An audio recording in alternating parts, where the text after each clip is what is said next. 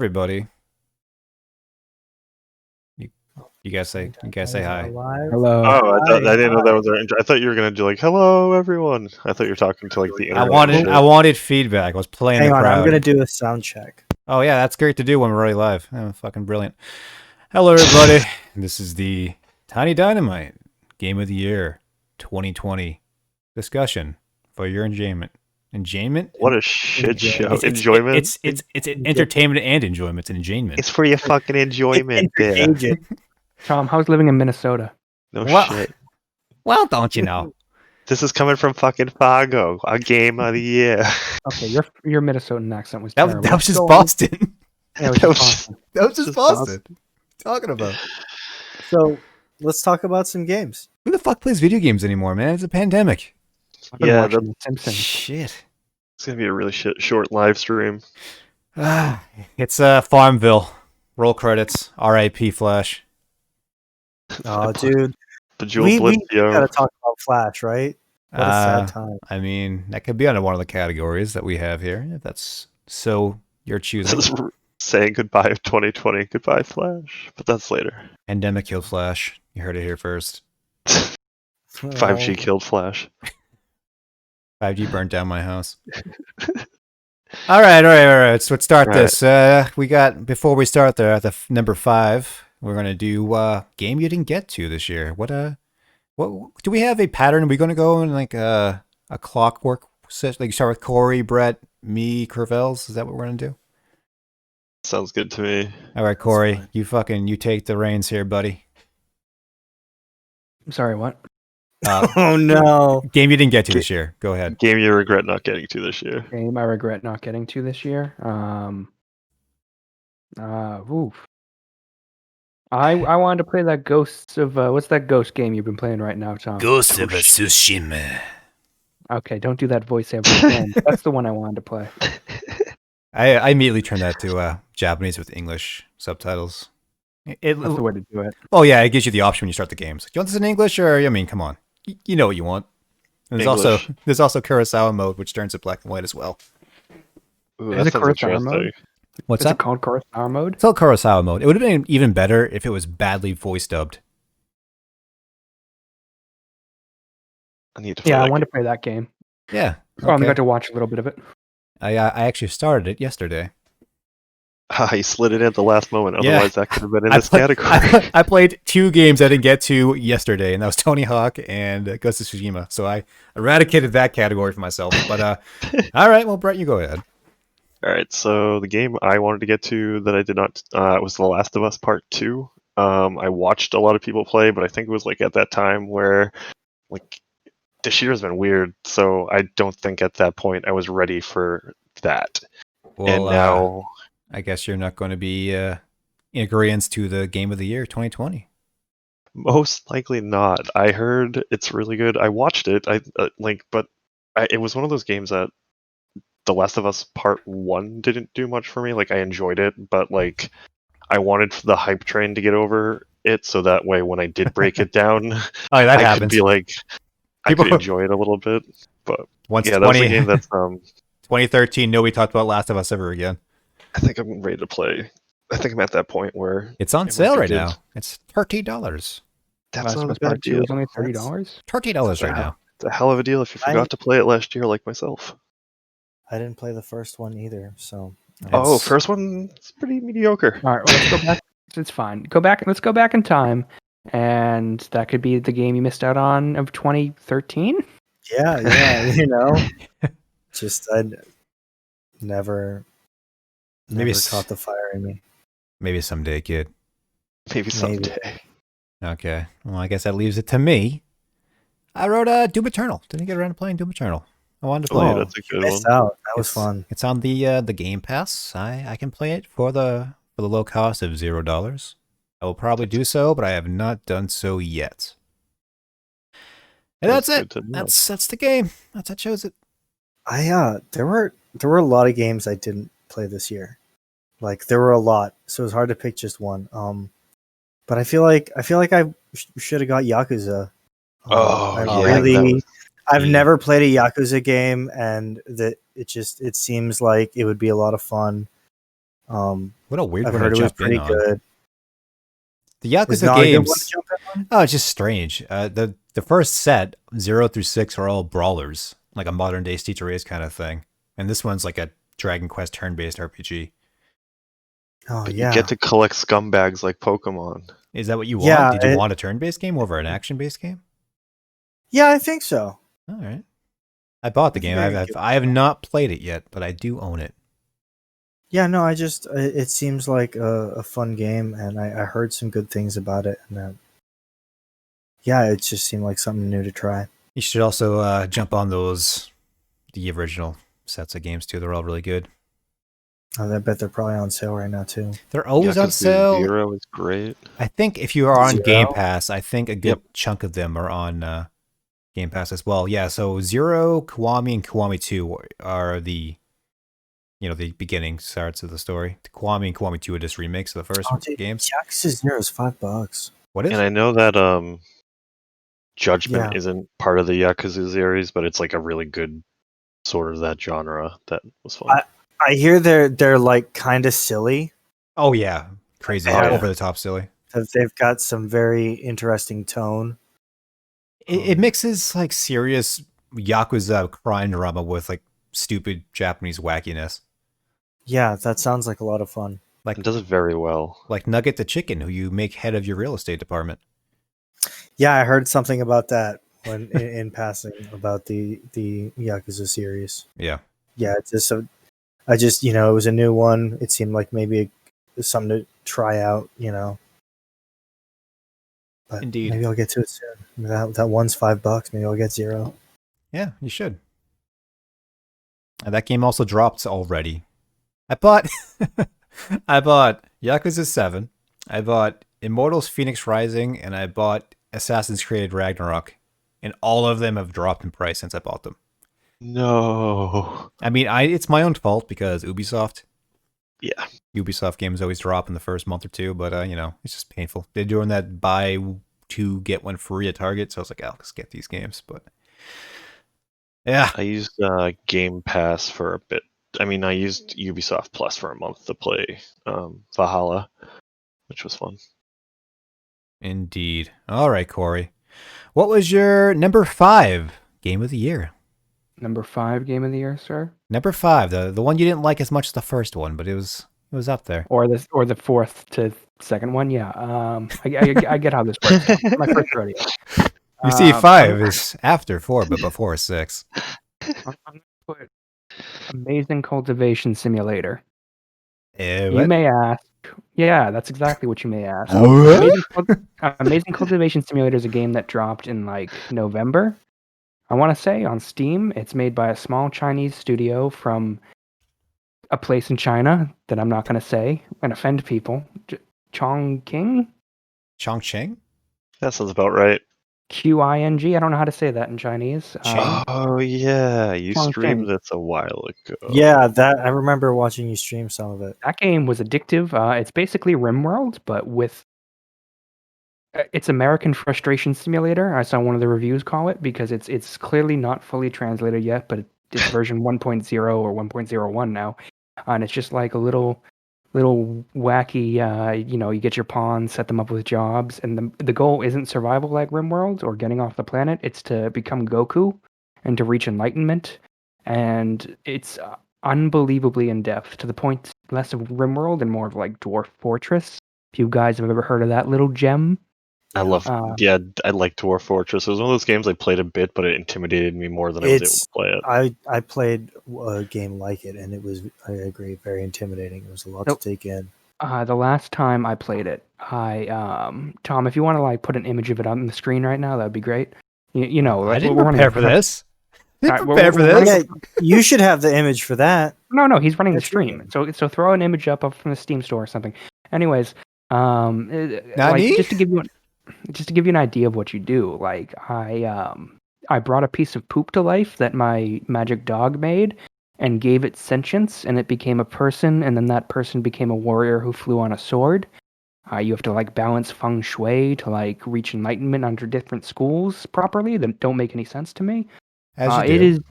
It is very difficult for a Westerner, a foreign devil, to understand any of the strange Chinese witchcraft that goes on in it.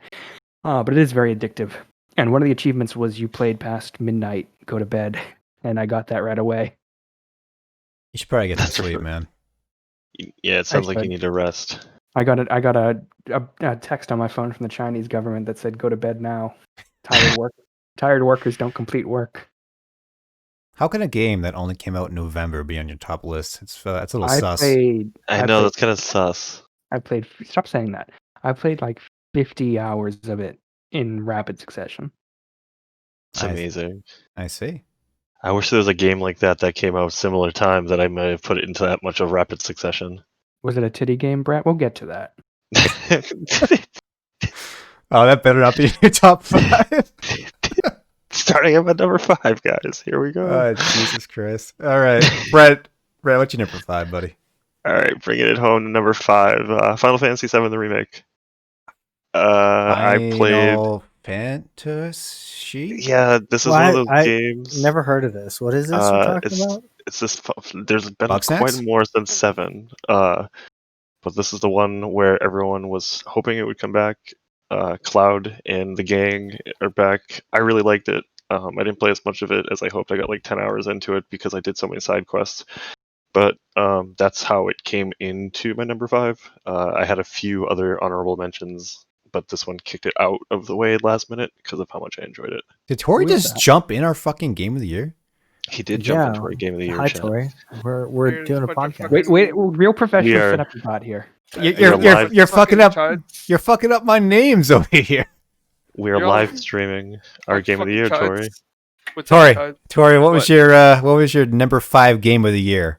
My number 5. Yeah, number 5 Game of the It Year. had to come out this year. Yes, came out this year. Man, I really liked. What was the first person shooter one that you talked about? Proteus? The one that was like Quake and Doom. Proteus? Proteus. That was my number 5. Hell yeah. All right, Tory, get the fuck out.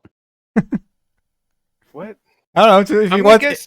If he wants to stay in here, I'll add him into the podcast. Do you want to stay? Do you have 4 more? Do you have 4 more games of the year to flying off the seat of his pants here? Yeah, I can do this.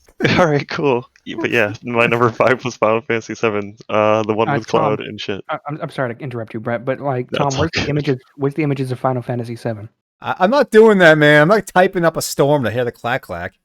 I think everyone, if you haven't seen a picture of Final Fantasy VII, let me describe it. It's a guy with spiky hair who's been emulated, like, I don't know, 800 times since 96, 97. I'm going to type them up for you. You just, like, change the... I'll link you and you just change the background image. Oh, my God. That's like clicks, man. What the fuck? This is a professional podcast. I know, and professional podcasters have something called, a budget. So let's do this shit. Well, nobody said that, man. All right, I got my 5. Really good remake. Damn. All right, well, thank you, Brett. Thank you. It's probably me now. Even though everything's all fucked up because of Mr. Tom, what was your number 5 now that some asshole randomly jumped into our... I'm sorry, I'm clacking now. Let me clack my keyboard for a bit. Wait, Brett, some person jumped in? Our American hero. The 6th Street Boy. 6th Street Boy. All right, I'm almost done here fixing the names. Cory, what was... Oh, wait, we already did Cory. Here's the thing is, my number 5, I was unaware that we weren't counting games that came out on, like, early access, because... We are counting games. Fuck it. I mean, I usually don't allow early access. Honestly, I have... Okay, now we're doing early access? I have to change my list now, Tom. I would have to change my entire list. This is why This is what happens when we don't have meetings. Oh, Proteus was a early access game. I have to include early access because honestly, it's too late now. Games this year.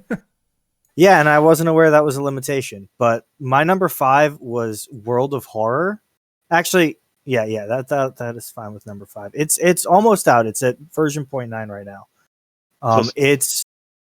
You ever read those Junji Ito comics? Yes, this game looks fucking sick. It's a point-and-click kind of style adventure game in the style of a Junji Ito comic. Oh, is that... It's on the Xbox. Yeah, right? I picked it up. That one. I picked it up early access. I It's $15. I highly recommend. I was just gonna say it's $14.99 right now. Yeah, it's on anyone sale. looking to play it? If Oh, 13%, can I use my actually, it's number 5 then? $13.04 if you buy it on Steam, or if you go to their website and want to give them $2 extra, you can buy it off their website. I Yeah. can change my number 5 because it was You're not changing number 5. Just we're good. make it your number 4. Yeah. Just make it your number 4. You're fine. Yeah. So yeah, World of Horror was a blast. It's super, super spooky. The visuals are like genuinely terrifying. Stuff creeping around out of the corner of your eye. Really great plot. Where there's these different sequential missions you have to solve, and then you can ascend this tower and fight this eldritch monster to try to save the town. I haven't played it since it's gotten a couple updates, so I'm looking forward to seeing what's going on there. But it's bang up job. I really love this game, and I would recommend it. That sounds pretty sick. Throw a link up. I want to give that a shot. Yeah. It's on I Game am Pass. throwing a link up in our chat as we speak.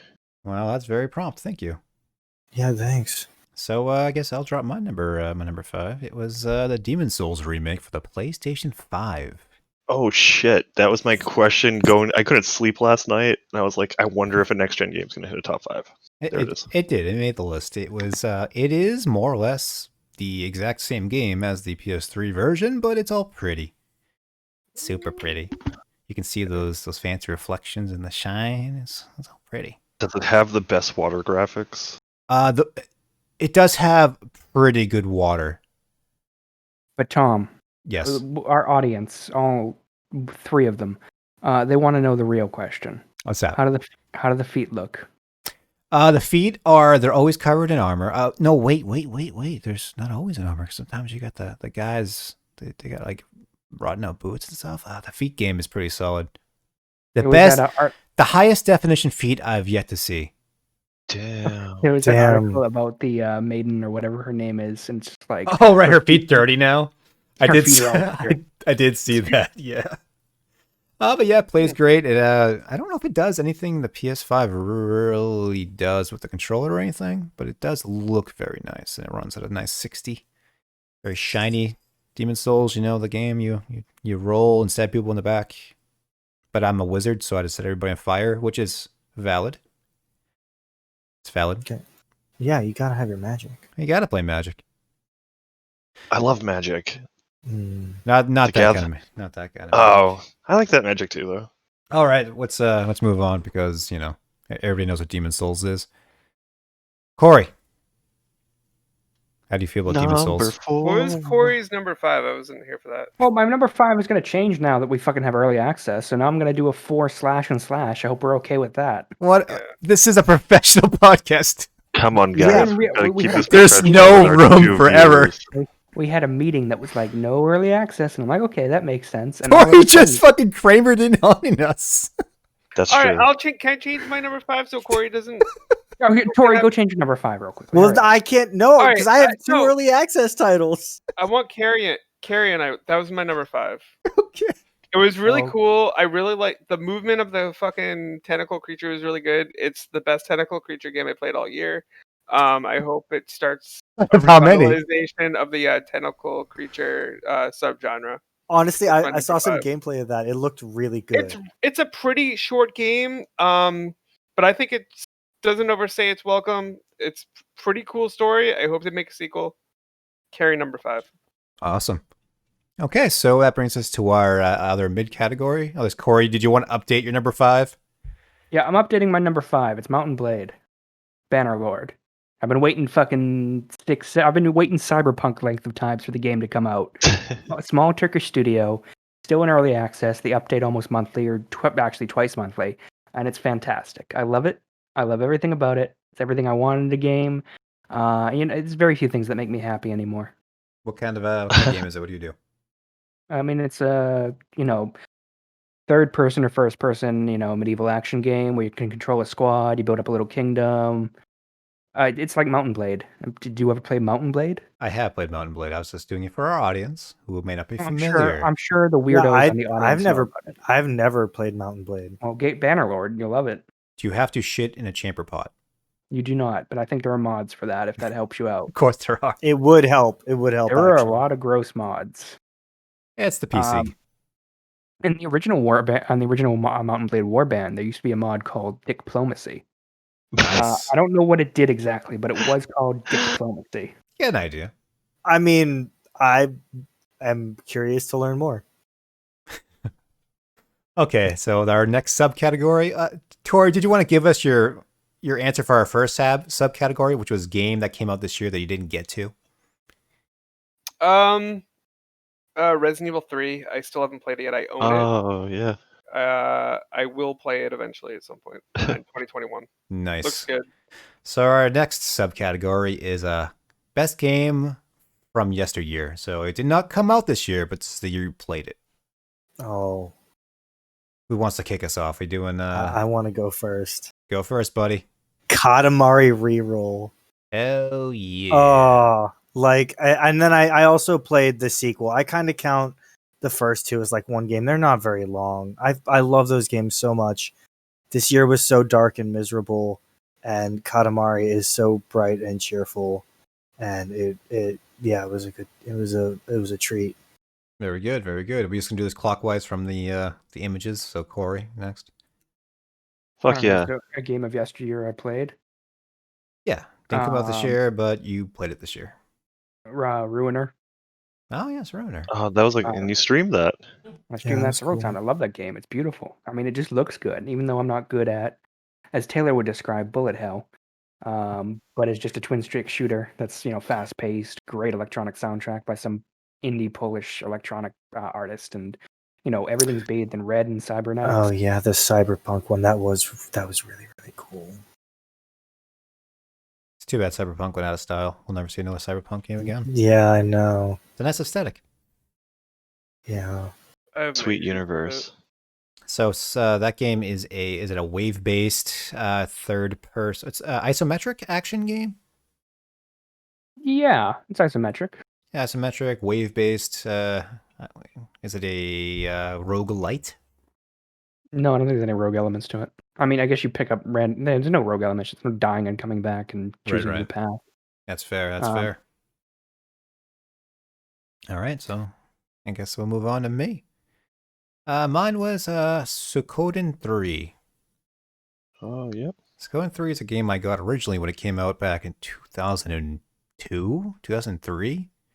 And I hated it. I thought the game was terrible. Did not like it at all. But this year I decided to boot it back up, give it a shot, and it is actually not that bad once you understand what it is. If you go in looking for Suikoden 2 again, it's definitely not that game. But it is not terrible. It's broken up into chapters where you go through, I believe, 3 chapters of 3 main characters, and then they finally merge, and then you pick which character you want to go on permanently from their point out. Is this, I'm looking at some screenshots, is this turn-based? It's a turn-based RPG, yeah. It's you have a party of 6, but in this one, which is one of the things that really turned me off about it originally, was that you didn't control every unit individually like you did in the first 2 games.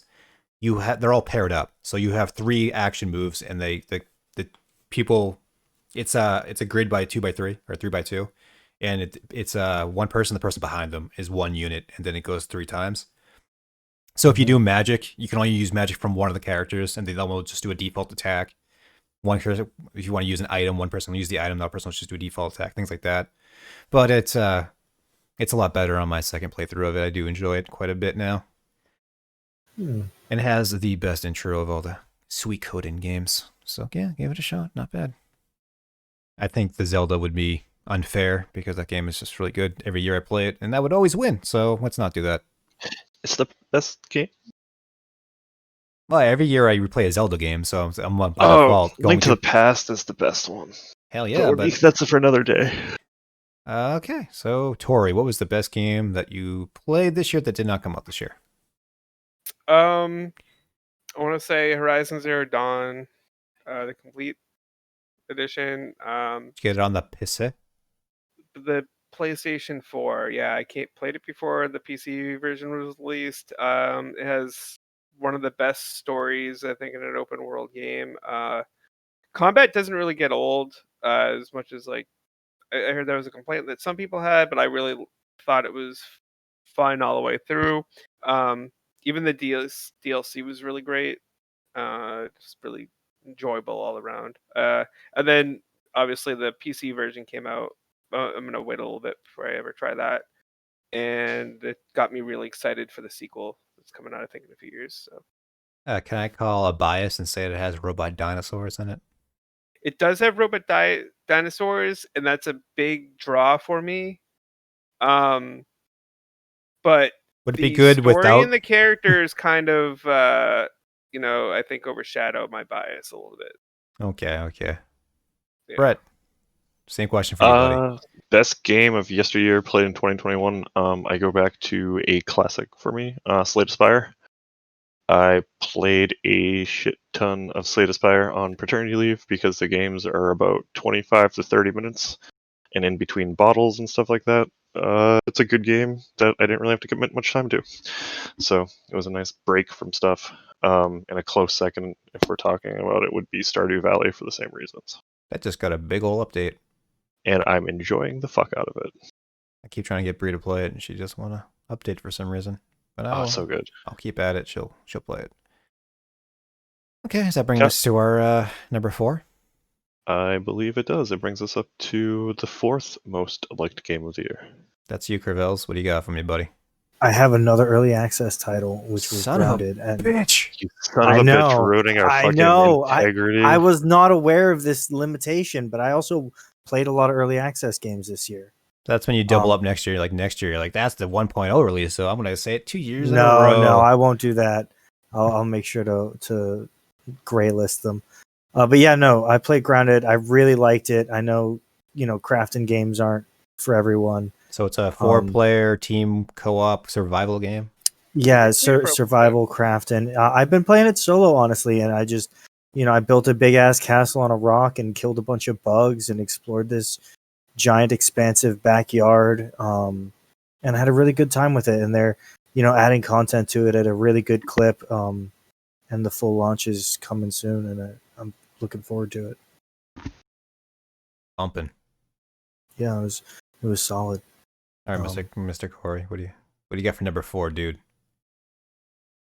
Guy. Oh, are we back to me? Yeah, back to you. To you, bro. No, excellent. Number 4, I'm gonna put this little game, this little treasure. I don't think any of you guys have heard about it. It's called Cyberpunk 2077. Oh shit! Number 4. That game. Damn. Game barely came out, if you even call it coming out. I mean, let's be honest here. The game didn't come out. 4. Isn't that I know. access? What? Isn't it an early access game? No, I mean, they didn't say it was. In spirit, it's an early access game. Obviously, Cyberpunk is fantastic where it's fantastic and completely unpolished and unfinished in every other area. Oh my god, is it a buggy fucking mess, but it's so much fun to play. The music's great. The music is great. Yeah. So fucking good. Did you ever make it to Grimes? I've not found Grimes. Did you find Grimes? I did. She is not the best voice actress. No, I didn't think she was. She's passable, but it's definitely not a great performance. Who does she play? She calls is he Lizzie? Something like that? Oh, okay. Yeah, I was wondering about her lines. Yeah, they're not great. Yeah. Is Elon Musk in it? No. Oh. No Musk Daddy. So what's up with the Cyberpunk game? What's jiving with you? I like the fact that I have a katana and I can slow time and cut people's heads off, and I don't really know about this hacking stuff that people keep talking about. But I love killing. just love killing. Killing in the name. There I go, killing again. It's just Cory murdering. Do you have a What's Cory fedora doing? while you slay with your katana? What's up? Hi. Okay. Is that all you got to say, Cory? I don't know. I mean, you guys can talk about Cyberpunk. It's going to be on your fucking list as well. Somewhere, maybe. Yeah. That game. I mean, it might be. It might be, yeah. That game's questionable at best. Yeah, I don't know. All right. My number 4 was the Final Fantasy VII Remake. Teaming up with my buddy Brett there. There we go. It's very, very fast-paced action game, retelling the first. I think it goes up to where the first disc left off, or sooner? think- Sooner than I think it's after you get out of Midgar is when it cuts off, right? Yeah, I haven't gotten to that point, but I think it's like right Yeah, I'm at as that. you're. I'm at the cusp of that. I didn't actually finish it, but I'm pretty sure I heard it takes some interesting story turns that kind of breaks it from the original. But yeah, very fast-paced action RPG, very nicely done. It has a story in a mildly cohesive way. Seems to kind of take after Crisis Core in the style of gameplay, but without the weird little roulette thing it had going on and people calling you on cell phones every 30 seconds. Very nice action game. Love it.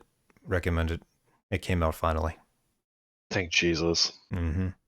Yeah, no, you just have to release all the other ones, right? Yeah. So that the question's now going to be, are they going to come out on PS5 or not? Yeah, me and Tom were just having that conversation. Like, so I'm gonna have to go buy a PS5 to finish this fucking thing, huh? He's like, yeah, probably. Yeah, but I mean, it's going to be another year or two before the next one even comes out, so people will probably be moved over by then. I'll be able to find a PS5 by then, probably. Maybe I'll actually finish it by that point. All right, Fingers crossed. Mr. Tory, what do you have for number 4? Warzone is the That's not this year. It did come out this year. It did Warzone come- came out in 2020 at the very beginning.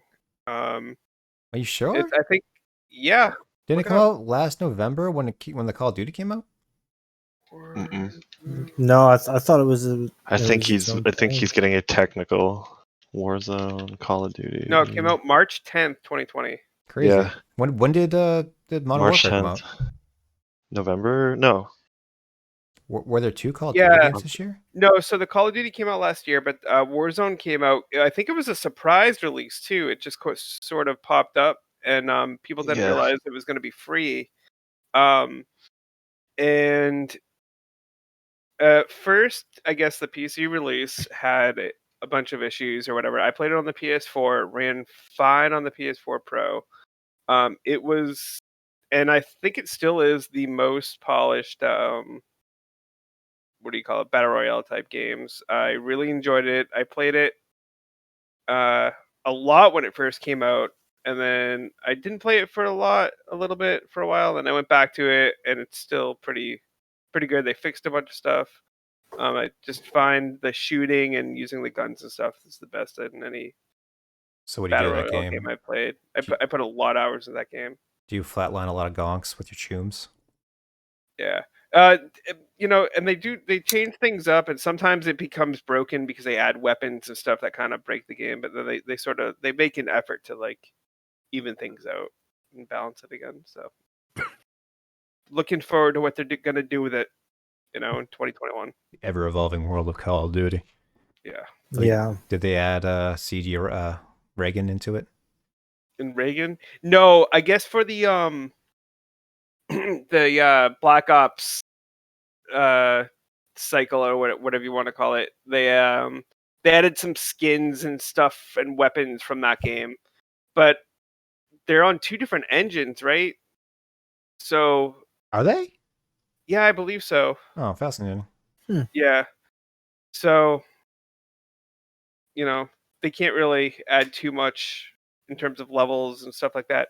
I guess the newest thing is because they added like a smaller level a few weeks ago, and a lot of people were disappointed with it. But I think there's a rumor going around that they're working on like a giant new level since they haven't had a map change since it came out in March. So Oh, crazy. yeah, there were. So I guess probably maybe this month or next month or something, we'll actually have a whole new level to play on. And I'm kind of excited for that. Sick. All right, Yeah. Mr. Brett, what's your number 4? My number 4 was, if I just want to make sure, Wasteland 3. This was probably one of my, I think it was like my second most anticipated game of 2020. It's probably one of the series that I like the most just because it's been a while since you still have that over-the-top Fallout style. You play these desert sheriffs after the fall of mankind, after the nukes take out everything, and in this one, pretty much the same thing, same kind of cheesy dialogue, but it allows you to build the characters you want. The one thing the reason I got pushed down the list a little bit was because, like, in the other ones, you had to basically make very specific choices on how you wanted to make your rangers and make it like matter. And this one was like, you can swap out these characters whenever you want. So you want like a fucking shotgun build, it's good and it's kind of a good convenience, but it kind of like felt like those choices that you were making in an RPG didn't really matter where you put the skill points. So that's kind of why I had to push it down. But it was definitely one of my favorite games I played this year. And that's a turn-based XCOM style RPG. Yeah, with some really funny dialogue and It's neat made trees and stuff. by the people who made it first, who followed. Am I correct? That is correct. Okay, I'm pretty sure I remember that. Wasteland was before Fallout, though, wasn't it? The original It was. Wasteland. The Yeah, original Yeah, Wasteland. way before Fallout. Yeah. Yeah, and Fallout was like the successor to that. Both And they, were made by Brian Fargo, I believe, right? Wasteland. like how you know that off your top of your head. Because I played the first Fallout a bunch of times, and when you first start a new game, it's his name Brian Fargo pops up. It makes sense. Yeah. Mark Morgan, who made Fallout 2, also comes back. What's your jurisdiction? Hmm? You're a sheriff in the Wasteland, but what's your jurisdiction? What's the boundary? This one takes place. I think they moved you to. The other one takes place in Nevada, and I want to say this one is more northeast, but I can't remember. It's been a few months since I played it. Montana. But I enjoyed the shit out of this game. Okay. That's just going to bring us to our biggest letdown of 2020. That's Ceurvels. What was your biggest letdown of the year 2020 in the world of gaming? Again, didn't play a ton of games, but there was one I played this year, Parkosaurus. I thought it's a theme park simulator with dinosaurs, and it's got a very cute cartoony aesthetic, and it just wasn't the game I thought it was going to be. I thought there was going to be more care for the dinosaurs, and it's all about running a theme park, and I don't know. So the dinosaur is more of an aesthetic than an actual focus. Yeah, it doesn't feel like yeah, you have to take care of them, but it felt like you could, I don't know, just kind of separate them by species. I don't know. It didn't hit right. Did you play the Jurassic Park game? I did not, although I heard that was free. Somebody sent me a link for that. That's free today. It's free this week. It's free this week. Yeah, okay. Yeah, I gotta get that on Epic. She's like, oh, I'm picking that up. Yeah, I gotta fucking. I don't know. Bree loves fucking dinosaurs. Bree loves dinosaurs. Yeah, I love me some dinosaurs. Yeah, Parkosaurus. It's got a really cute aesthetic. And I was really like super pumped for it because it's a small. What is this on? Is it a PC? I got it on Steam. It's a PC game. Sorry, I should clarify. Who's the one that never shuts up about dinosaurs? That is Bree, right? I think that's you. I think it's you. I mean, I love dinosaurs. I think we all do. It's hard not to. Yeah. And yeah, no, I had fun with it, but it didn't feel like the game I wanted it to be. It's a shame. Yeah, I know. I'd like to say I enjoyed it more. I really would, but all right, Mr. Cory, we'll let you down this year. My dad. Well, there's this little game you might have heard of. It's called Cyberpunk 2077. What? That game is perfect. There are no bugs. How is it your number 4, but you're fucking most disappointing, Cory? This is Bizarro World. Because most of the games I played from 2020 were what I expected them to be. And I didn't expect my pants to come off repeatedly during a game. Almost. Is that a feature or a bug? You tell me. Are you talking about in your game or while you were playing? Oh, no, that's for the Senran Kagura game. But no, for in Cyberpunk, it's such a mess, and I've waited since 2013 or 14 when I first heard about it. I didn't think it was that long ago, and then I watched some of the old trailers, and then I was like, I do remember this from like 7-8 years ago. Yeah, it was a long time. Wow. Taxes ago. Yeah. I don't understand why people are so obsessed about the cyberpunk genres in general. It's cool, but it's kind of depressing, right? Because it's like the future. Yeah, but I mean, have you seen the world today? It makes sense. That's what I'm fucking saying. Like, okay, you have different science fiction scenarios, like the space thing and blah blah blah, blah and like nobody wants Star Trek's optimism. But cyberpunk is just like where the world is heading. Like most of anything cyberpunk just seems how like the world could be in like 20 The years weird or thing, something. How the is that weird thing, cool? I mean, the weird thing about cyberpunk is people really seem to love the world, even though the world is a dystopia, and people don't understand that. And also, they're simping for the fucking company like crazy, which is so weird. Like, considering how much the game tells you, you know, corpos are evil over and over Yeah. again. I mean, okay, there's a lot to be said about the company because they abuse the fuck out of their workers. Yes, they do. It's a big problem, and it's not just one company in the games industry. It's a big problem. I felt like for Yeah, but these were something the that chosen ones, man. Yeah, and you know, the devs knew it should have been delayed longer, and you know maybe we shouldn't have it on a 2020 list. I you know, I definitely think it's not a finished product. I think they should have just skipped like last gen. Oh, clearly. Yeah, no, they. I just don't think even if they had put this in like the tank for 6 months, I don't think you could have gotten it to work on a baseline PS4 like they were promising. Like I think you could do it on a Pro or like the higher end Xboxes, but I think they were fucked the second they started announcing it for lower gen after seeing the differences. It's just kind of insane. Yeah, I haven't really seen the PS4. I don't know about that. Like you said, it was announced 7 or 8 years ago. Those were the systems of those years ago. Yeah. Then you have the whole, you know, false advertising claims saying, you know, they said this is coming for PS4 and now it's being pushed to PS5. They're in Sony's pocket and all that stupid nonsense you always hear. You're damned if you do, damned if you don't, but it should have been more polished, obviously. It shouldn't have been released in that state. I mean, I lost the fucking ability to slow time, the coolest ability, after a story mission for no I think reason. that is your only ability. I think you know how to swing a sword and slow down time. The only two functions Those are you have. those are the only two abilities you need. I can also dodge in midair, like an anime character, so I can run along rooftops. Like That's pretty cool. Do you yell parkour as you do it? Do you have your hands dragging behind you?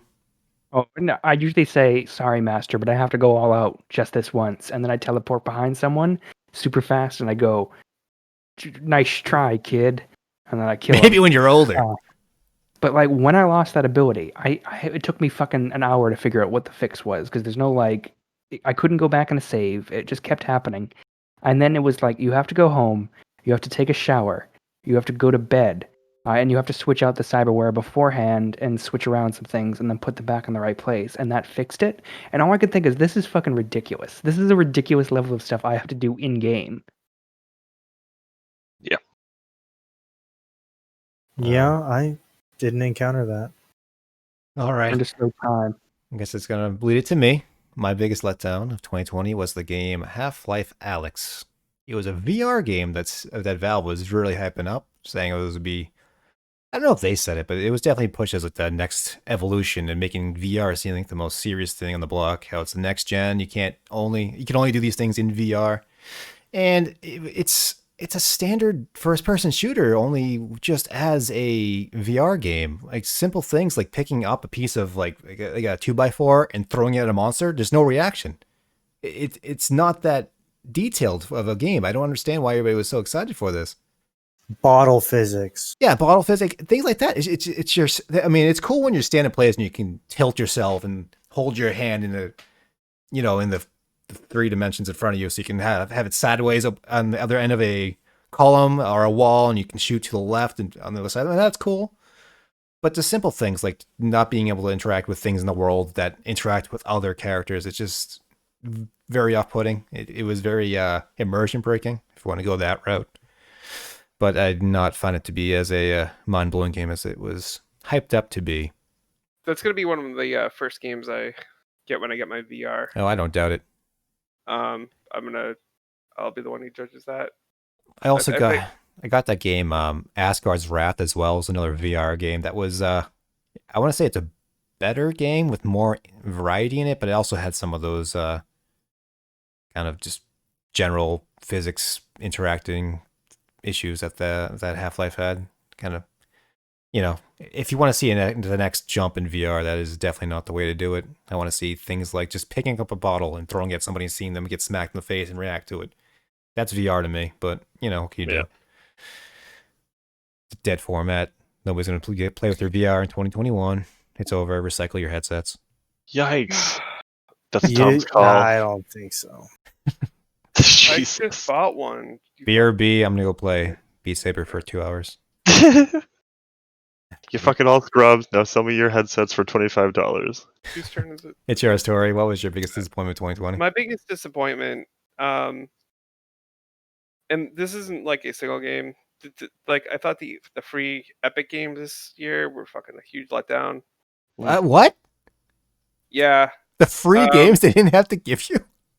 No, and I understand how entitled this makes me sound. I just felt like last year there's a lot of like decent titles. This year it was a lot of fucking city building nonsense. Did you go to the soup kitchen as a homeless man and say, "What, soup again?" Yeah. Look, if you're gonna be disappointed about something, like this is something I like, Look forward to. Look, Yeah. a lot of people got really psyched up for this. That's true. Tory's been talking about this sale since like July. Yeah. The sale? The free games. Last year you had some really good standouts. You had Supra, you had your Apo or whatever. I like that game. Yeah. But there's no single game where I was like, oh, I can't wait to try this one. How did you The like solitaire game? How did The you like solitaire game is lit. Is it? Maybe I'll give that a shot. How did you like Steam's free games as an alternative? Steam's suck my left nut. Can I say that on the podcast? Yeah, You can't say this on here. Yes, you it's can. This is a child's podcast. Yeah. It's about video games. This is a Christian Minecraft server. All right. Anyway, so. I know that makes me sound like an asshole, but that's just how it is, guys.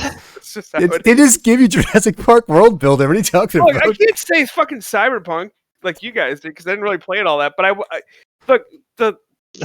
All right, You did bitch and write your thesis on why Epic Games sucks. This is how I feel about Cyberpunk. I was disappointed. Like I was all set to play this like great game, and I was disappointed about the bad press or whatever. It kind of like made me less enthusiastic than I already was to play it. Maybe I would have got into it more if I heard, "Oh, it's great," but like the bugs and then the fact that like, "Oh, it'll be great someday," you know. The It's biggest better than most of the games you. I mean, it's better than Juice, Tory. Yeah, I'm sorry I feel for like- Juice. 2020 was the biggest disappointment. just the year. Just the fucking year. There was no like classic games that came out this year, you know.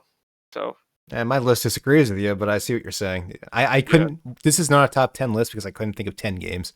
yeah, I can't think. I'm having a really hard time thinking of 5. So I made it to 7, and I asked Tom if we could only do 5. yeah, All right, Brett. What let you down this year? What's hurting you, buddy? Fuck Torchlight 3. I forgot that was a game. Torchlight 3 bummed me the fuck out. I was one of those stupid fucking assholes who they announced it at like E3 or wherever the fuck it was this year. They're like, Torchlight 3 is fucking live. And I'm like, oh my god, I gotta fucking buy it. And I did. And like, I played Diablo 3 hardcore. I'm like, I have like fucking 800 hours on Torchlight 2. And just nothing feels right. It's there. It's a game. It feels like a mobile game.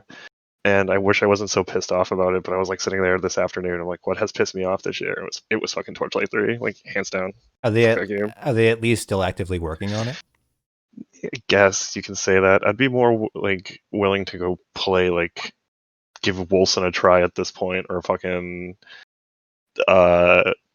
Vermintide, or not Vermintide. What was that other one you had played at one point? Nani? The other D3 clone. Neverwinter? Baldur's Gate? No, there was one other one. The Warhammer. Oh, Chaos Bane? Yeah, I'd be more willing to even give that a chance. Just for Torchlight 3, it's just like I'll probably play it because I hate myself, but definitely the game isn't what it should be. Roger that, good buddy. Fuck that game. Like I said, I completely forgot that actually came out this year. There's been zero talk about it. For good reason. I can see. Okay, let's do our top number 3. Ceurvels, what do you got for number 3 We're on not your doing list? another. Oh yeah, okay. My bad.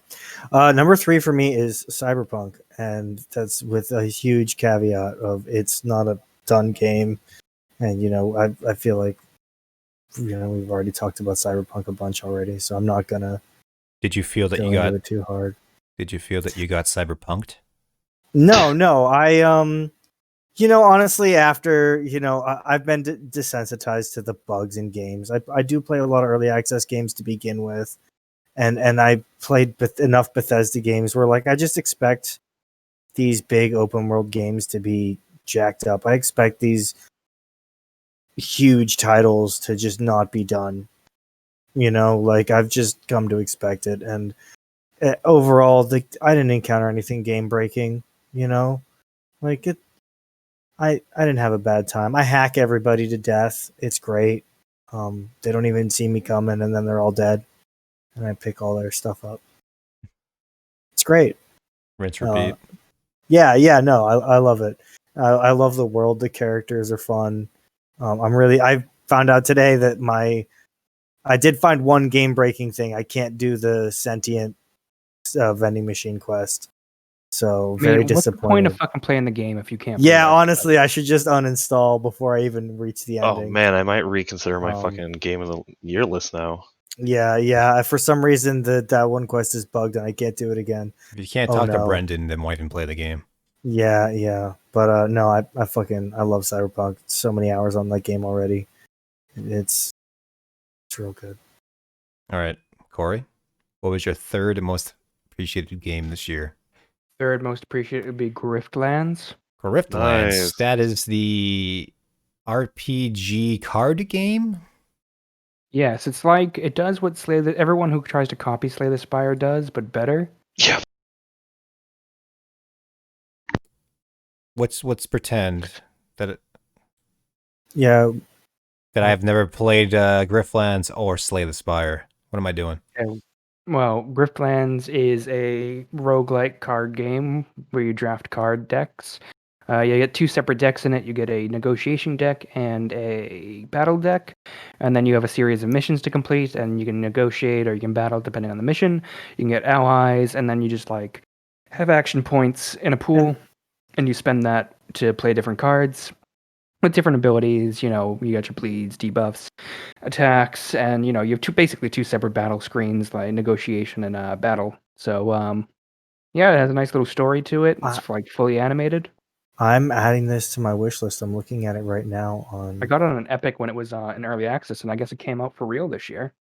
I still see it as on early access until maybe it's not early access on Epic. No, I think it came out officially. If you haven't bought anything on Epic yet, their sale actually it might have expired, but they were giving you a free $10 coupon. So yeah, I have it actually. I have that coupon. Yeah, I bought a game, but you can totally get a $10 discount on that game. It's also by Clay Entertainment, the it is team behind Don't Starve. Don't Starve. They did the Ninja game. I always forget the name of Way of the Ninja or something. What was it called? I don't know. I didn't play it either. It was a 2D Shinobi game. Yeah, they make some good games. I fucking worked with them and I can't remember their goddamn games. Beefaloes. Oh, I love the Beefaloes. Oh, Don't Starve is a wonderful little game. All right, my number 3 of the year was Resident Evil 3. Ooh, nice. Ooh, yeah. It was a nice modern, over-the-shoulder, third-person action game. Look at Resident Evil 2 last year. Clearly not as good as Resident Evil 2 was, but it's definitely a much improved version of Resident Evil 3, a game I was not too fond of, which played more of an action game in the old Resident Evil style, which didn't work as well. Whereas Resident Evil, 1, 2 was more plotting, more focused on puzzle solving and the monster, or a few monsters, but this game kind of shoved the match up, a little chaotic, didn't work very well. 3 on the PC remake, straight up action game. Great one, works very well. Carlos is no longer a douchebag. It's great. Nice. I love it. Resident Evil 3, good game. Give it a shot. It's cheap as fuck. Moving over to Tory, what was your third favorite game of the year? This is hard. I have 2 extra games that I could put on this one top 5 list. I was having trouble thinking of a third one. And then I remembered there's a game that came out I played on early access that actually came out called Noida. Ooh, yeah, that's. I played it in early access. I haven't had to play the finished version, But on the early access one, I put in quite a few hours. It's a very good what do you call it? Roguelike, I guess. Yeah. Its physics are really cool. I always like games that have new physics and stuff. Like I was a big fan of like the old Trespasser Jurassic Park game. Maybe I was a little biased because it had dinosaurs, but As you are. yeah, Noita, just like the different spells, that, and its own like set of logic that you have to figure out to get good at that game. I enjoyed it a lot. Number 3. Number 3. All right, Mr. Brett. Third favorite game of 2020. My third one. This was hard. This is where I've changed it like 6 times, but number 3 is Monster Train. This game came out of nowhere. I played a shit ton of it just because it was one of those games where you could do a run in like 30-40 minutes, and as a father of 2, you don't get a lot of time as much as you would, but you would get like a nice satisfying run, and you'd like anytime I went into it there was enough combinations and they were updating it, and like there wasn't a lot of games that came out, but I felt like my top 3 were ones I played a shit ton of. So Monster Train definitely is up there. It's a tower defense game meets Slay the Spire, where you got your deck, you're building it, but you have to like protect it from rows and rows and rows of enemies that are trying to kill your a tower at the top of it, and you upgrade your deck and your monsters, and it's got a good mix of frustrating and like I never felt like the RNG was too douchey. Yeah, Monster Train. Monster Train. It's on Xbox Game Pass. Yeah, I played it. I heard a lot of people talking about it, so just to be educated on what it was, I ran, I think, 2 runs of it. I liked it. As much as I don't like hard games, I did have a good time with that one. Okay, so our next interim is going to be best moment in gaming this year, meaning the best thing that was announced, the best release, or the best event related to gaming. And Ceurvels, you got anything? No, I didn't. Nothing like there. I didn't have any specific standout events in gaming. Like I was not impressed by the PS5 launch. Like nobody can even get them. I got one. Cyberpunk was okay. You got one, but it's not hard, still bro.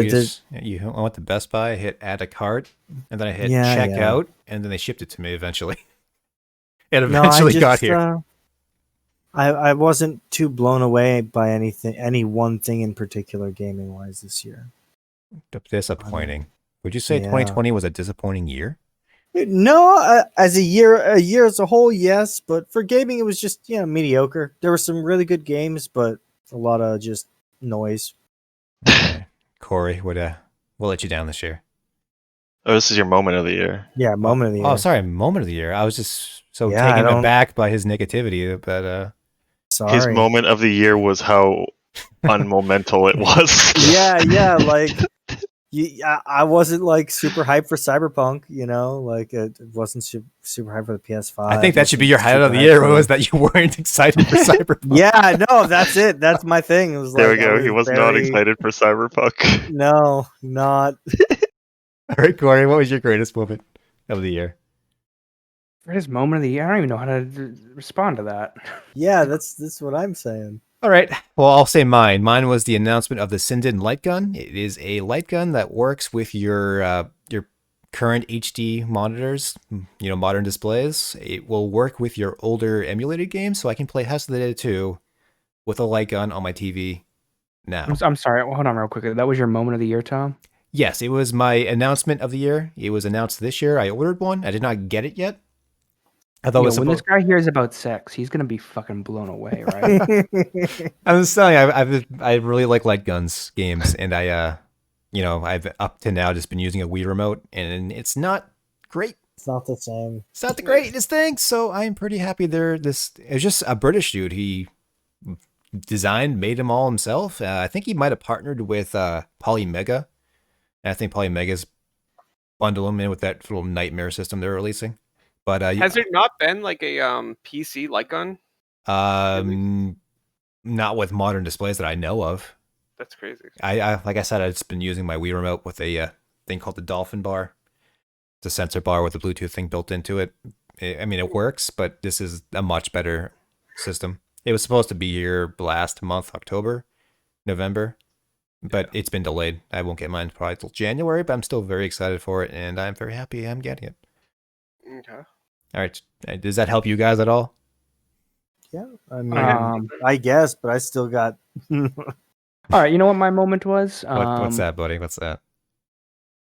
The fact that I found out that Vampire the Masquerade Bloodlines 2, I don't know what the new one's coming, what it's called, but the fact that that's been delayed. I am so happy that they're not going to cyberpunk it.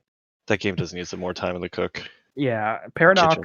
Paradox is like a fucking pimp, right? They got their whores in line. There's none of this fucking CD Projekt Red mess up bullshit, okay? If Paradox doesn't see the money, it breaks someone's kneecaps. Are they adding Blood DLC? So are you saying they're worse to their workers? That's Creative Assembly. No, I don't think Paradox is particularly worse. I know they might be terrible. I don't know. They're a Swedish company, but they're a publisher and they're publishing the game. I don't think they're the developers. But like when they found out things weren't ready, they told the developers, "Yeah, no, take all the time you need." Because Paradox has had maybe one bad release game, and every other game even then, like Imperator Rome or Imperator for you non-classic studiers, is came out. It was just like didn't have that many features. It was like Europa Universalis or Crusader Kings, but just stripped of so many features, and it was kind of boring. And they realized it, so they released DLC for free for almost a year to try to get it up to snuff. And snuff it did. And it's up to snuff almost. It's not definitely not their best game, but they don't like losing.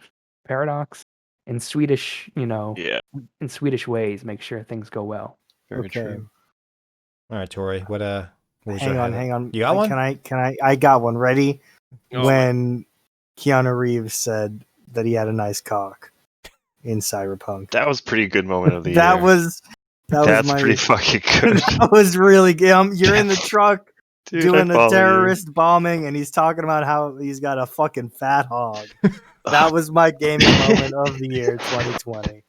Okay. Well, actually, yeah. Can I change my moment of the year? It's when Keanu Reeves talked about how good eating pussy was at that club. Okay, spoiler alert, okay? I still haven't got played that game yet, and you're ruining a lot of the best moments, it seems. Oh, sorry. Is Keanu Reeves just the moment of the 2020? Tory's Yeah, gonna take honestly, yeah. His presentation was great. Guys, if Keanu Reeves didn't tell me in a video game how great pussy eating was, I'd never know. Spoiler alert. I guess I have to take off that PG-13 rating. Yeah. We bumped up to N17 here. All right. All right, Tory. Okay. I can't believe. So there's a lot of good trailers out, right? So like during the PS5 reveal, that was this year, right? When there was actually revealed and all those trailers and stuff. The Bug Snacks trailer. So the Bug Snacks trailer, the song. Okay, there's a couple things that I could mention here. First of all, the 30 series graphics cards was a big deal, I think. All the PS5 game trailers, I thought the Horizon Zero Dawn trailer was really. I'm sorry, cool. Horizon Zero Dawn. Horizon. What'd I say? You said Zero Dawn, and you're still wrong. Oh, Horizon. Yeah. Forbidden West. Good Forbidden West. Yeah, sorry. I thought that was really cool. The best trailer during that whole thing was the Resident Evil 8 trailer, because it started out thinking it was some weird gothic horror type dealy called The Village, and there's when you watch it a second time, there's all sorts of like Resident Evil Easter eggs in it, but when it's revealed to be the Resident Evil sequel, I thought that was pretty amazing. Whenever I hear any news about Resident Evil 8 or anything like that, I think back of that trailer and how excited I got for it. How was your feelings towards 7? 7? I thought the first few hours of it were really good. Like some of the best horror stuff I played. Reminded me of playing the PT and just stuff like that. I think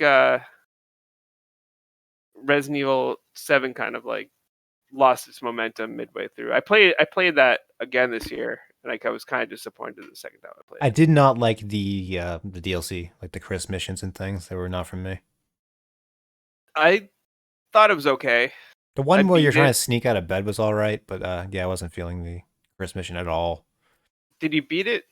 No, I played it Oh, for I like thought the 20 ending minutes was since I pretty got it. Like cool. it. I'll probably I just thought look the up a ending was spoiler. pretty cool. What's that? I'll probably just look up a spoiler. Yeah, I like playing it. Also, they had like a card game. Yeah, Like I got pretty addicted to that. interesting. Triple Yeah, Triad, like but Resident Evil. yeah, but with like torture and stuff. It was actually it was kind of But with torture now. yeah. It was you're cutting off fingers or something and then electrocute. I thought it was pretty cool. I liked it. What the fuck is wrong with Tory? I don't know. He likes dinosaurs and dismemberment. What are you not getting? Dinosaurs and torture, man. He's a red-blooded American. It's kind of fucked up. All right, Brett. What was your moment of the Favorite. year? So, guys, obviously you all know that Ysera from the World of Warcraft was ultimately corrupted by Satar Xavius of the Emerald Nightmare, and was much sad Are you slain spoiling? by This is old history. This is 2016 shit. Obviously, slain by Tyrande in the Centurion Circle. Did Brett have a So what stroke? happened is, you have to, like, a long time ago, you went and killed Ysera, and Ysera was one of my favorite characters in the World of Warcraft, and it's this cool dragon of dreams and shit. So my moment was, up until this point, this is probably what saved the expansion for me, was you have to go do all these missions, and all of a sudden you realize you're like putting together the shit to get Ysera back. And one of the moments is you carry this like seed into the middle of the forest and plant the seed, and you get to like Ysera comes back, and all the guardians are fucking cool, and Blizzard does this like set like thing that pulls all the heartstrings. It like for me being the guy I am, was not sad to admit that I did like cry at like 3 in the morning going, this is really cool, because up until that point the expansion sucked, and I was just so stoked to see that, like, instead of just going on this like really shitty pedestal of this game, and then all of a sudden it just like hits you with all the feels that you needed that they should have done. But yeah, that was my gaming moment of the year. Like it honestly was like, it did something to me in a game with character development and shit that like other games haven't done this year. So that's why it had to be the moment. There was like no other moment. I was just like, aha, oh fuck. Like this was it for me. Like with all the other bullshit. But that was my gaming moment. Fucking great. See, that was what I wanted. That was the response that answered the question I asked. That was good. Good on you, Brett. I It's didn't when have a Keanu moment Reeves like that. talked about Yeah. how good eating pussy was. Yeah. That one. Oh, shot. second. him- I'll go. Yeah, second was fucking that girl like 16 times some Sunday when you were Keanu Reeves. No, that was just awkward. Oh yeah, But yeah. Tearing into Wait, that. did you- That was a little uncomfortable. That was a fucking bad scene. That's when Bree walked in. She's like, "I'm not playing this game." I told I can't Katie that. defend I'm this. like, I told Katie, I'm like, Bree wanted Tom tried to get Bree to play the game, and I'm like, what happened? Like, she walked into that awkward Keanu Reeves scene. She's seated, wouldn't walk away. She's like, yeah, it's reasonable. You She's Keanu like, Reeves what the would blame fuck her. are you watching? All right, that brings us to our number 2 game of the year. Ceurvels, what'd you have? Oh, my number two. Number two. Number two. Doom Eternal. I heard about Damn. that game. Yeah, fucking soundtrack banger, gameplay banger. Yeah, Doom Eternal was solid gold. I absolutely loved it. I had And to ask. I got to 2016 late. I only played 2016 last year. But I mean, I guess it was a little fresher to me, you know. I'm kind of on the opposite end there because I bought 2016. I pre-ordered that game. I was very excited for it. Loved it. But this one looked like what's the way to describe it? Like it's very tongue-in-cheek in the first one, the 2016 one. This one seems like to embrace all like the stupidness, and that kind of turned me off. But I don't know. There was a little of that. Yeah, I don't know how true that but holds not up. enough that it got in the way for me. I will admit that a big problem I had with it was a little too much plot for a fucking Doom game. Yeah. Yeah, that seemed odd. That was a bit of a problem, but not enough to. Yeah, that kept it from being number one. Like if this was 2016 and I had played 2016 when it came out, that'd be number one. But I think a number 2 spot for the sequel is pretty good.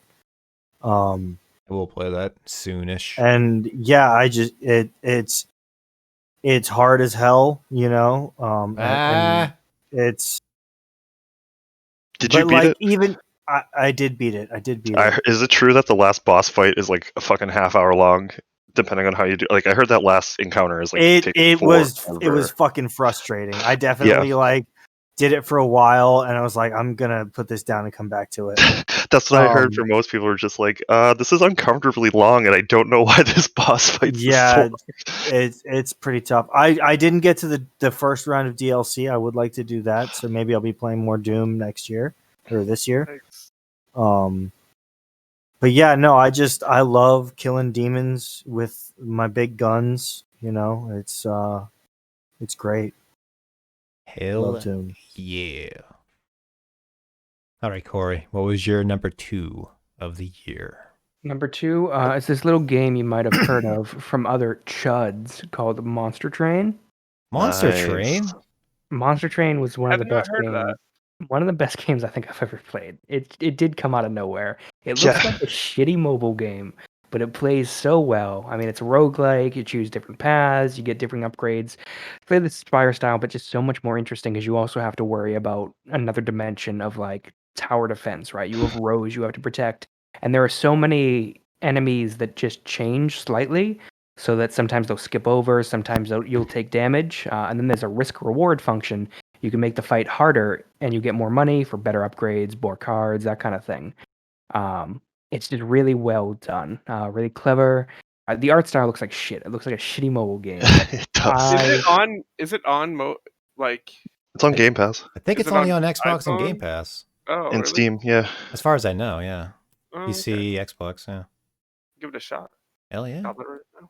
Cory, Cory was the one who got me to buy it. Like, he's like, it's kind of addictive. Watch out. I'm like, how addictive can it be? And then you're like, just one more fucking run. Just one more fucking run. It is exactly that. It is a one more run game. I have beaten the game. It is the only game of 2020 I can say I've beaten in full. Besides, I haven't gotten all the Chivos, as Tom says, but Flaming Hot I- Cheetos? It's not on Game Pass. I've gotten It's all 100% on the- Game Pass, unless they just took it off, but I played it a week I ago. just checked Game Pass about 20 minutes ago. It was there. That's Monster Train, like choo-choo. we are sponsored by Monster Train, everybody, so just remember that. I'm definitely gonna have to look into Monster Train this year. We are It's sponsored by the so company good. Monster and a train company. The best thing about Amtrak. Monster Train is it shows you all your friends' progress, and the fact that I'm kicking all my friends' ass. Oh yeah, it's okay. Me, Download it. my 2 runs, incomplete runs. Probably not ranking high on that leaderboard. Now, Cory, am I to understand you did not play the game Hades this year? Because I played Monster not Train, and I played Hades, and they're very similar in games. They are similar, but Hades requires a level of like I could have my coffee and watch Red Letter Media on the side during a game of Monster Train, whereas Hades demands a bit more attention from you. It does. Monster indeed. Train is just fun and relaxing. Oh, there's a speed control. That's another thing that's fucking great about Monster Train. You What control is- the speed. Oh. You can skip like animations and shit, and it gets like you can just blast through parts of the game, which are a really cool feature. Yeah. All right. So moving over to my number 2, it happens to be Hades. Da, da, da. That's a good Wait, no, game. you're number 3. You mean Number 2. No, we're on number 2. 2?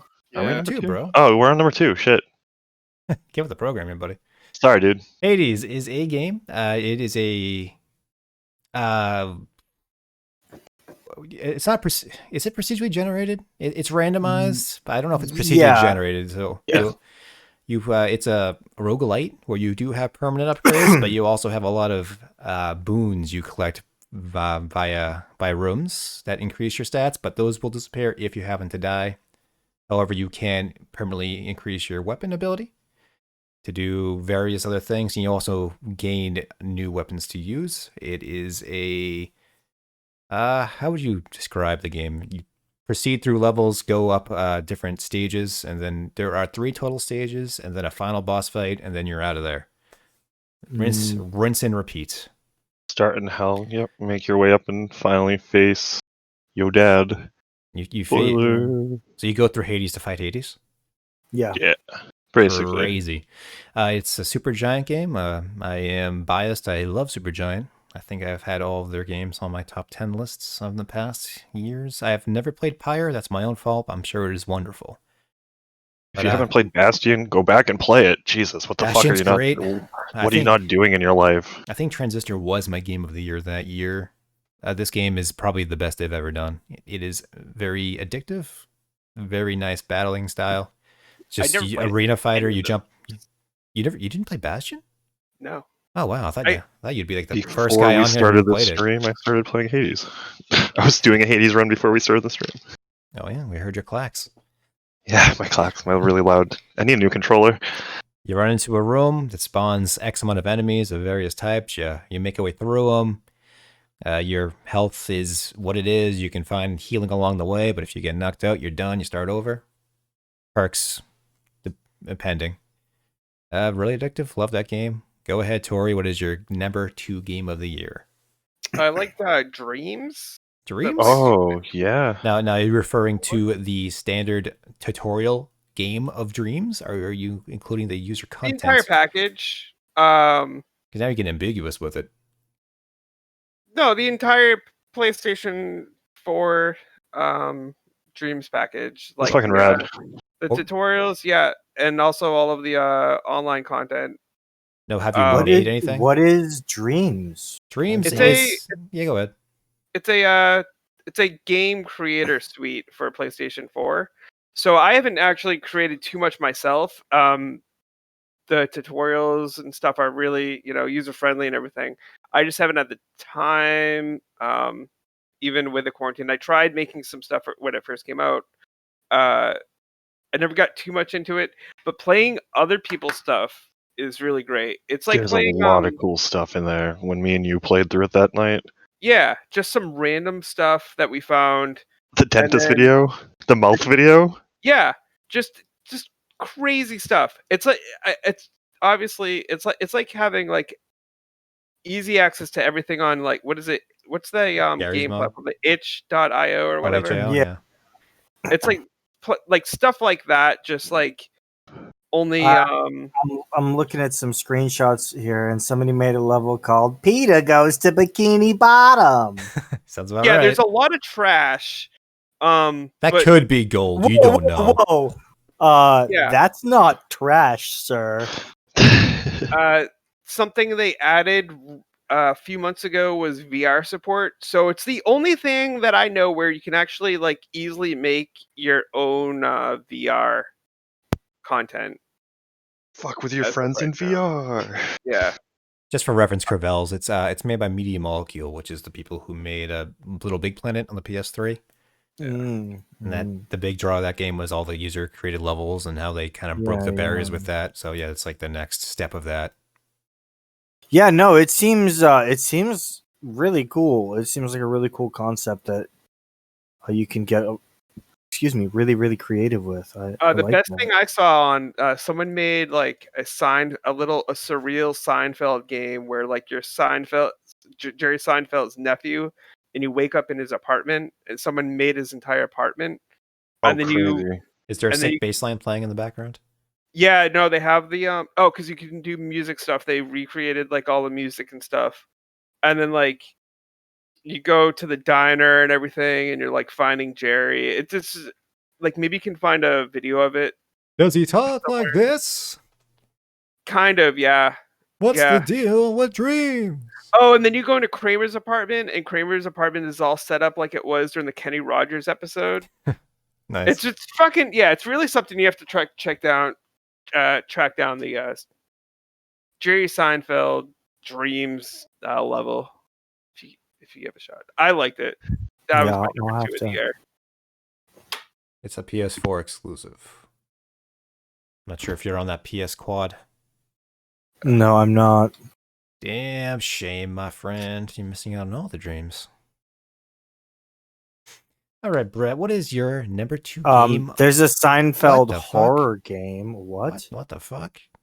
That's probably what I'm talking about. Oh God. Son of a- Watch a video of it. It's something else, man. Hey, I'll save it for later. Sorry. My who's hosting here, buddies? Yeah. Get Jesus the fuck Christ. back, Brett. Number This is 2. what happens hit when me. you let the asylum fucking take over. Sorry, I'm gonna stop. My number 2 game was Hades. It's like I went back and forth, like I said earlier. The 3 games I played a shit ton, so this one was hard. It got bummed out last moment buy my number one game. It just I've been playing it since beta. The beta difference between this and the end game is just insane. The comment, like how you can have certain, like they were saying, you can, when you beat in levels, you get different boons, and how certain gods, if you have a certain like set going on, they'll be like, oh, hey Achilles, I think we should team up, and they start making like super boons and shit like that. And I thought that was really neat. And I haven't had like one run that's been exactly the same. And then after you beat the game, you unlock these things that almost similar to anyone who played Dead Cells, where you can put different orbs on to make it harder, so you can get like complete the tree if you want to be a perfectionist. But yeah, Hades is probably easily, if I could fit 2 games into number 1, but you can't because you need to have a first and a second place. Hades number 2. Ceurvels, have you done any of those the handicaps? I've done several of them. Nice. I've done a few. I never actually completed the runs when I did them, but I back still on that. have. I got plenty to say about Hades. I'll get there. I am up to 4 on the claws. Hell yeah. Okay, so we're bumping on to the Brett made the category, but I was assuming it is going to be called the best multiplayer game you played Yeah, this the year. best. Oh, Yeah. this one is easy. In fact, I wouldn't be surprised if a couple of you guys have this one too. Jackbox 7. It's the Jackbox 7. best multiplayer game this year. Yeah. Jackbox 7. Did it have to be from this year? I didn't think it'd have to be from this year. You made the category. I assumed it was a new multiplayer game this year, or alternatively, a game that was. I mean, it's how you made the category. That's how I interpreted it. I took. But I mean, currently in like support maybe would work. I guess multiplayer game to play. Yeah. I don't know. I love all the Jackbox games. Every pack has at least 3 good titles. You know, most of them have 4. And Jackbox Party Pack 7. So good. All of them are good. Even the one I don't like that much is good. What's the one you don't like that much? What's it called? Jackbox. It's it's the one game in there. Pull up Jackbox 7. Jesus. For any of our home listeners, when they go back to our archives on when we weren't prepared for back stuff. Jackbox. This is the early days, my friends. Hey guys, we're gonna get there. This is Jackbox Party Pack 7 include Blather Around. That's the one. Fucking Blather Around. Devils in the Details, Talking Points, and Chimed Up. Devil in the Details is when you have the family in the house of the devils. Yeah. Yep. Devil in the Details, you're like, but you're trying to work together, but also there's bonuses for working on your own. Champed Up, you draw like a little champion, and then you have little fighting matches between the champions. I always love the art games in the Jackbox Party Packs, and this one is no exception. Especially when all the arts are various forms of me. Yeah, that never ceases to crack me up. The speech presentation game, it's like Talking Points. That one is very silly. It's really like good, that one. I like the presentation aspect of it. It's great. Quiplash it's Quiplash, man. Right. I don't know what I can say about Quiplash. It's kind of like Cards Against Humanity for those of you at home, where you have like a prompt, and then people present things to the prompt, and then you vote on the best one. But it's out of context, put into context, that kind of stuff. Yeah. And Jackbox Party Pack 7, it's a banger. Many great laughs and memories can be had with this game and some friends. Radical. Cory. Love. Yeah, what's up, buddy? Best multiplayer of the year. When did that Remnant of Ashes game come out?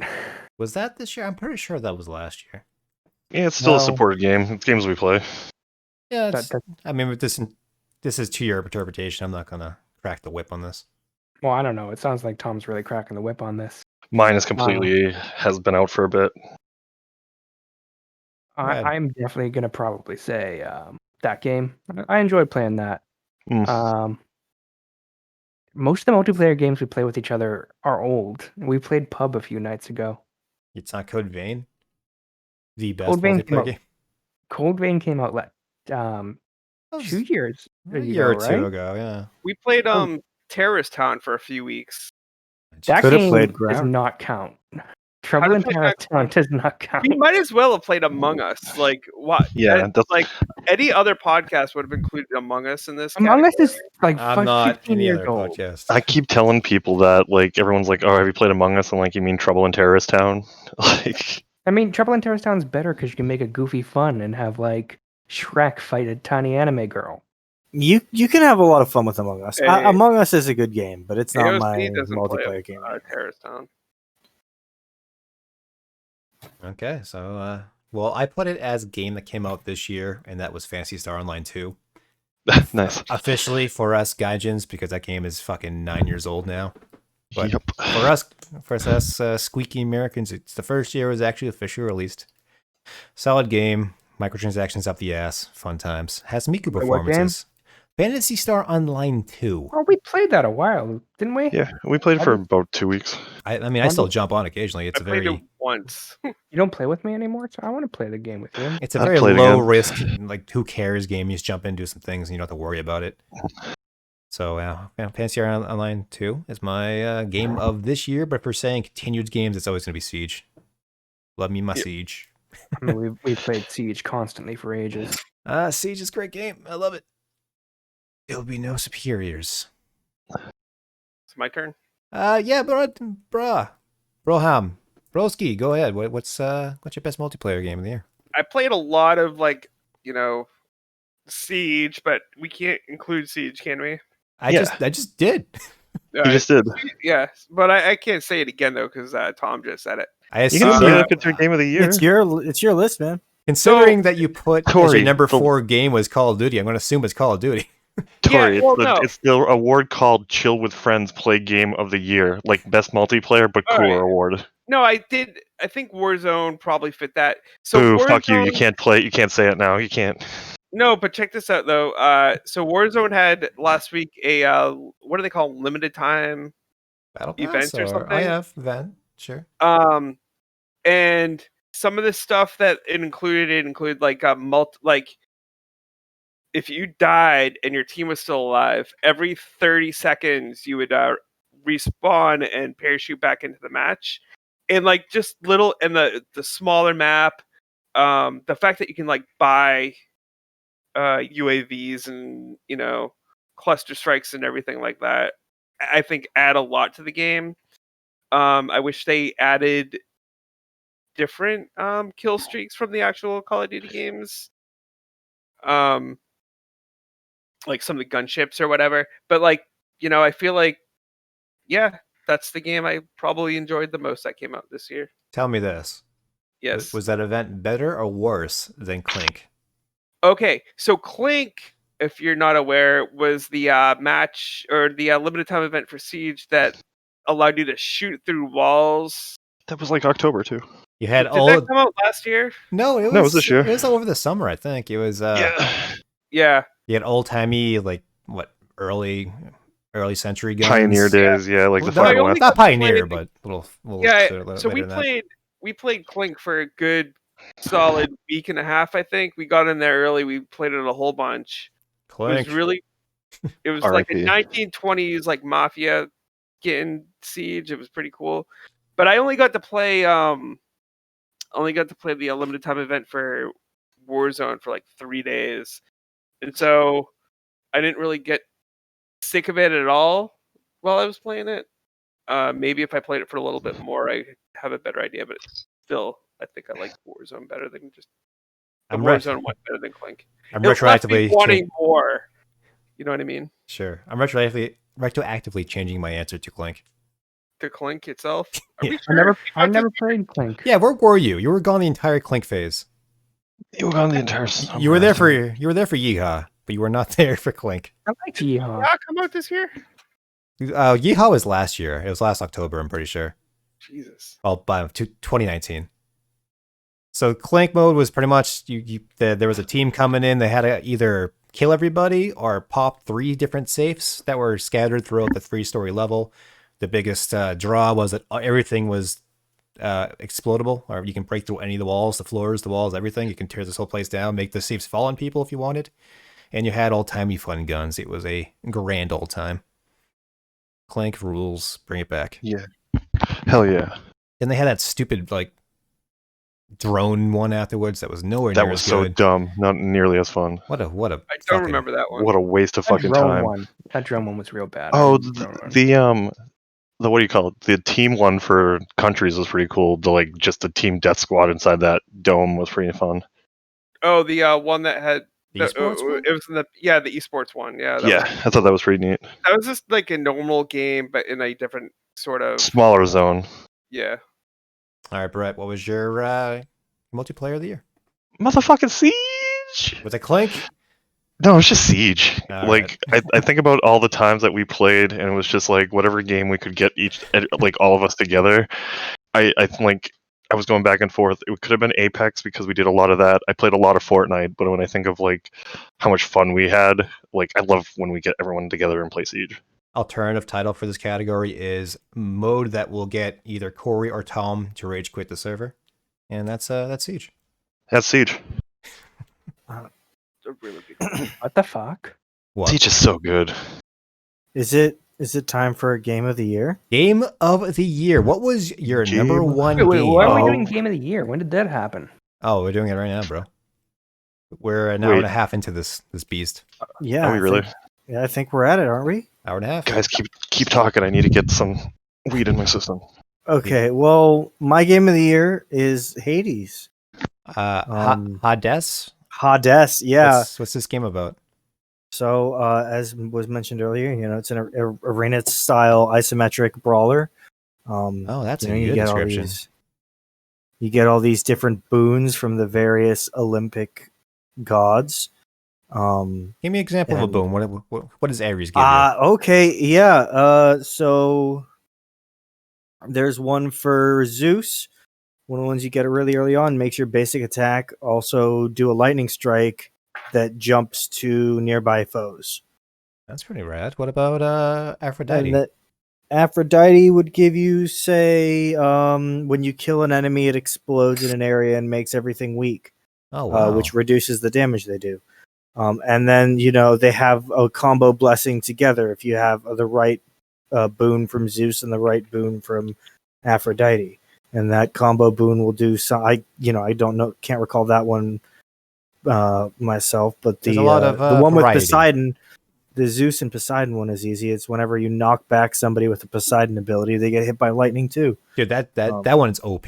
If you Yeah, do it's the actually really good. It's kind of insane. if you do the Athena with the Poseidon, it is just you hit I'm somebody with a really shield and they just partial- die. I'm really partial to Artemis Demeter. I don't know if you guys have messed around with Demeter's crystal beam, the one that drops like the drone that fires a laser. Yeah, it's kind of broken But if too. you get that one and you buff it, there's a couple other ones that can like enhance it in Demeter, and then there's one that pairs with Artemis, and the duo one makes it track faster and do more damage, like 10% more on top of everything else you've done to it. And then there's another one you can get for it that makes it inflict chill, and you can it's very, very powerful.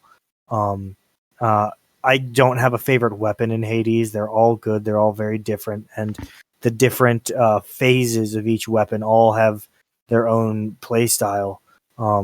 There's a shield, but there's 4 different shields, and all of them play a little bit differently because of how they impact the combat. And the story for Hades is impeccable. The writing is it's so good, and the way the story unfolds over these different deaths and these different runs, it's really quite nice. I don't know how they pulled it off, but I don't know, man. I heard from a it's quality, reliable source from the internet that it's an insult to all Greek mythology. Really? well. It might be bad as far as like mythology goes, but as far as a story in of itself, it's really good. It's a lot of fun. That one Reddit user was very upset.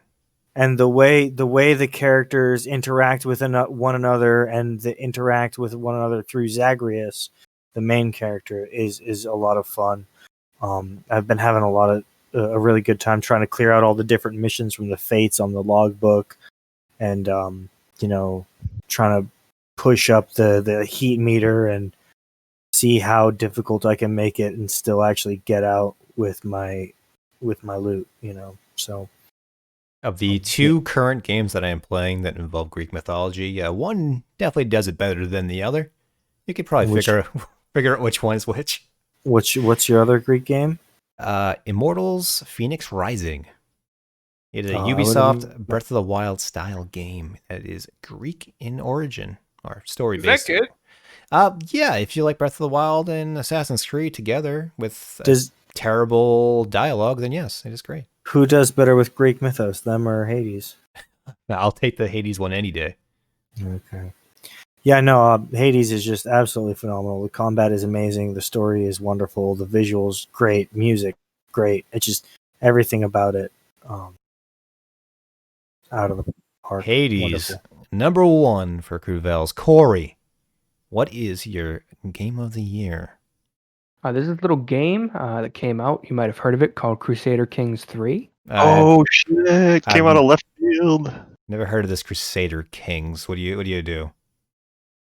Do you perhaps make an heir named Thomas and then kill him off? We didn't kill him, but he did die because he was very angry. And very Sounds about right.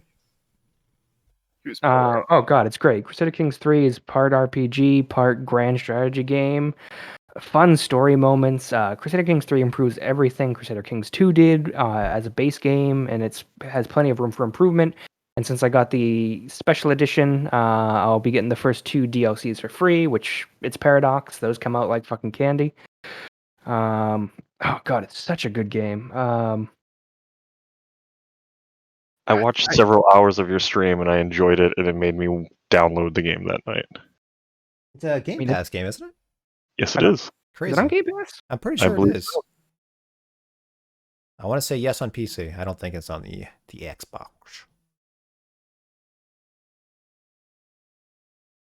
Yeah, is that what you got?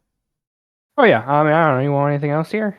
I don't know. It sounds like you had a good time with this Crusader King. Sounds like Crusader Kings is some solid shit. I mean, it's fantastic. Like they just released the character customization, so I could make Thomas, and he begot his heir Sonic. Was he? Oh, what did we name some of the other characters? We had Faith from Mirror's Edge. Yeah. We Faith had Connor. Faith Connor. No, it was Faith from Mirror's Edge was her name. It was Faith from Mirror's Edge Fitzpatrick. Yeah. Nice. Then we had Thomas the heir, the movie, the game. You have Sonic the Tom, the movie, the game, or something like that. The air. Ah, boy. Boy, oh We had a boy. I like the game quite a bit. I'm not really into that style, but it looked like it was forgiving enough for me to want to get into Nudity. it. Tons of nudity. Without mods? Yeah. So someone made a joke on Twitter when it was coming out, and like, oh, 3D character models instead of like little portraits. Used to have little painted portraits. They looked all right, but like now there's full 3D character models that show like if you get leprosy or herpes or all kinds of shit. Someone's like, I can't wait for all the nude mods, and one of the developers was like, mods, and there's nudity in the game for several reasons. One of which is you convert to the weird naked religion. Yeah. That's you every time? I've ever really used that one. Anytime they had an option to have sex with a prostitute, I told them they had to do it. That's how I think your character blew off Steam. Yeah, you Hey. love prostitutes. You loved hookers. And your wife got pissed about it. Yeah, it ends that up. Then we got her killed. Ah, Then you had a daughter named Bree, and you had a daughter named Dree, and then Yep. I kind of ran out of. a lot of inside jokes. And then we made one that had who was a sociopath. Every time it gave us it's just oh, Nancy stole. What do you do? It's do you tell on her? It's throw rocks at her. We're like that one. Over the top. Brett kept making horrible things happen. He was really into the monstrous stuff. I figure if I'm gonna do one walkthrough of a game, I used to do the good clean path, but I'm I'm not gonna play through an 80-hour game again. I'm gonna do all the ones that look like it's just gonna cause fucking chaos in my game. All right. Is that all you have to say? Yeah, I mean, I can go on for hours, or you can just watch me play it. I'll stream it again. Wait, so Coming is it up. a multiplayer game? What was that? Is it a multiplayer game? Oh yeah, you can absolutely multiplayer it. I think the multiplayer is pretty stable. I was playing with German Tom for a while. Okay. It works really well. It actually works better than every previous Paradox game for multiplayer because it always desyncs. Normal Paradox multiplayer. So catch that on a future stream here at Tiny Dynamite. Crusader Kings 3. All right. I guess it's up to me. My game of the year, number 1, is The Last of Us 2 on the PlayStation 4. Wow. You get to finish the fight with Ellie. What? Crossing.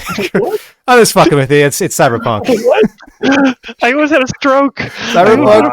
I almost had a real I was fucking like- stroke for a second. Cyberpunk 2077, baby. Oh, that's your game of the year, my man. Wow. Gaming up, going out samurai style. I almost had a fucking stroke. I had a Magnum that just blew everybody's head off. It was amazing. Just walk around town. Hey, can you rescue this person from the salvage? Yeah, sure. Kick down the door, shoot a few heads off. Hey, can you possibly save this person and not kill him? No! Shoot his head off. Job's done, technically. Here you go. Here's a corpse. All right, can you possibly help Keanu Reeves? No! Great game. Loved it. Had a few bugs in it. Don't know if you You don't noticed. say. It had a- Yeah. had a few, Tom, Yo. How good was the pussy at that one bar? Which bar? There's just one quest where you go to get his guitar back and he just reads the poster. And he's like, I remember that bar. Bad lights, bad acoustic, terrible food. But it's the best pussy I ever ate. And the idea that Keanu Reeves or anyone over the age of 12 would read that line with any gravitas was amazing. Hey, man. He was an outlaw rebel taking out the damn corpos. He was a little off the cuff. What can you say? I bet you that's like the last piece of dialogue they had him read. Like they're giving him the script and stuff. He signed on to the project. Oh, It's you like, know, by the way, you here's know the he rewrite. was smiling like an idiot every Here's the line he read. rewrite. Should we change it? No, we gotta put more of this in. Tell him about Dude, my how giant many hog. jokes can't we put in this game? Oh man, it had it all. That game was wonderful. I did finish it. Well, it's probably one of the only games I finished this year. And it only Nice. came out a few weeks ago, so that's saying something. Great Should've game. finished What's that? finished Monster Train. I will finish Monster Train. The greatest shame about Cyberpunk 2077 is the fact that it did come out in 2020 in its current state, because if this came out in a more polished, I want to say it kind of drops off at the end where it's kind of you kind of get things going and then the final mission happens. There's no like real Yeah. middle ground there where you kind of coast on the middle story, but it's you do this thing, oh, that happened, oh, go to the final place. And that was kind of jarring. The side quests really do make the game. I was at the first part of the game, I was just mainlining it, going through the standard story quests, and I was like, this seems to be kind of taken off in a way that I can see ending soon. So then I spent 25 hours just doing side quests, and all the side quests were great. I loved them. Got my sweet lesbo romance going on. Had a great time. Would recommend. Fuck Pan Am for not going that persuasion. Very disappointing. You're trying to force her to gay out. There is a mod you can put in, but I'm not doing that. That's not how it's intended. No. Oh, Pam's not gay? Is Pan's that- not gay. It's a damn shame. Damn Like the shame. fact how much Tom tried to get her to be. Oh, I did that quest. Like, come on. No. Because it plays So you with got- it too.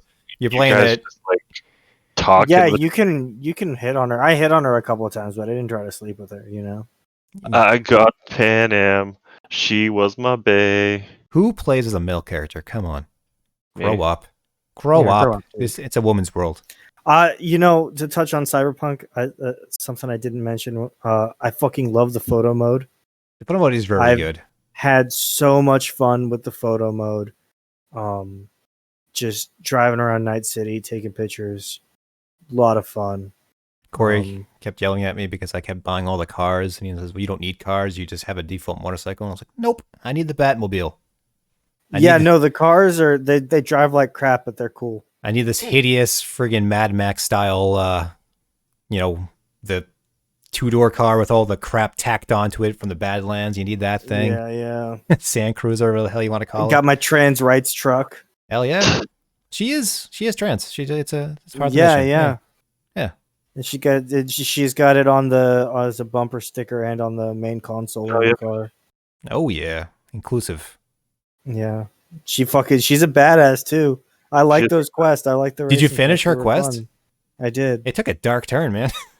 Yeah, no, it gets real dark. I really liked her quest line. It was a lot of fun. I couldn't romance her. I did try. Yeah. But I mean, she was also dealing with her husband. So Damn shame. Yeah. It's a standard if you've played a Bethesda style game, Fallout, Skyrim, that kind of yeah. first person open world RPG. But Cyberpunk, it's great. Wonderful soundtrack. Loved it. Had a sentient vending machine.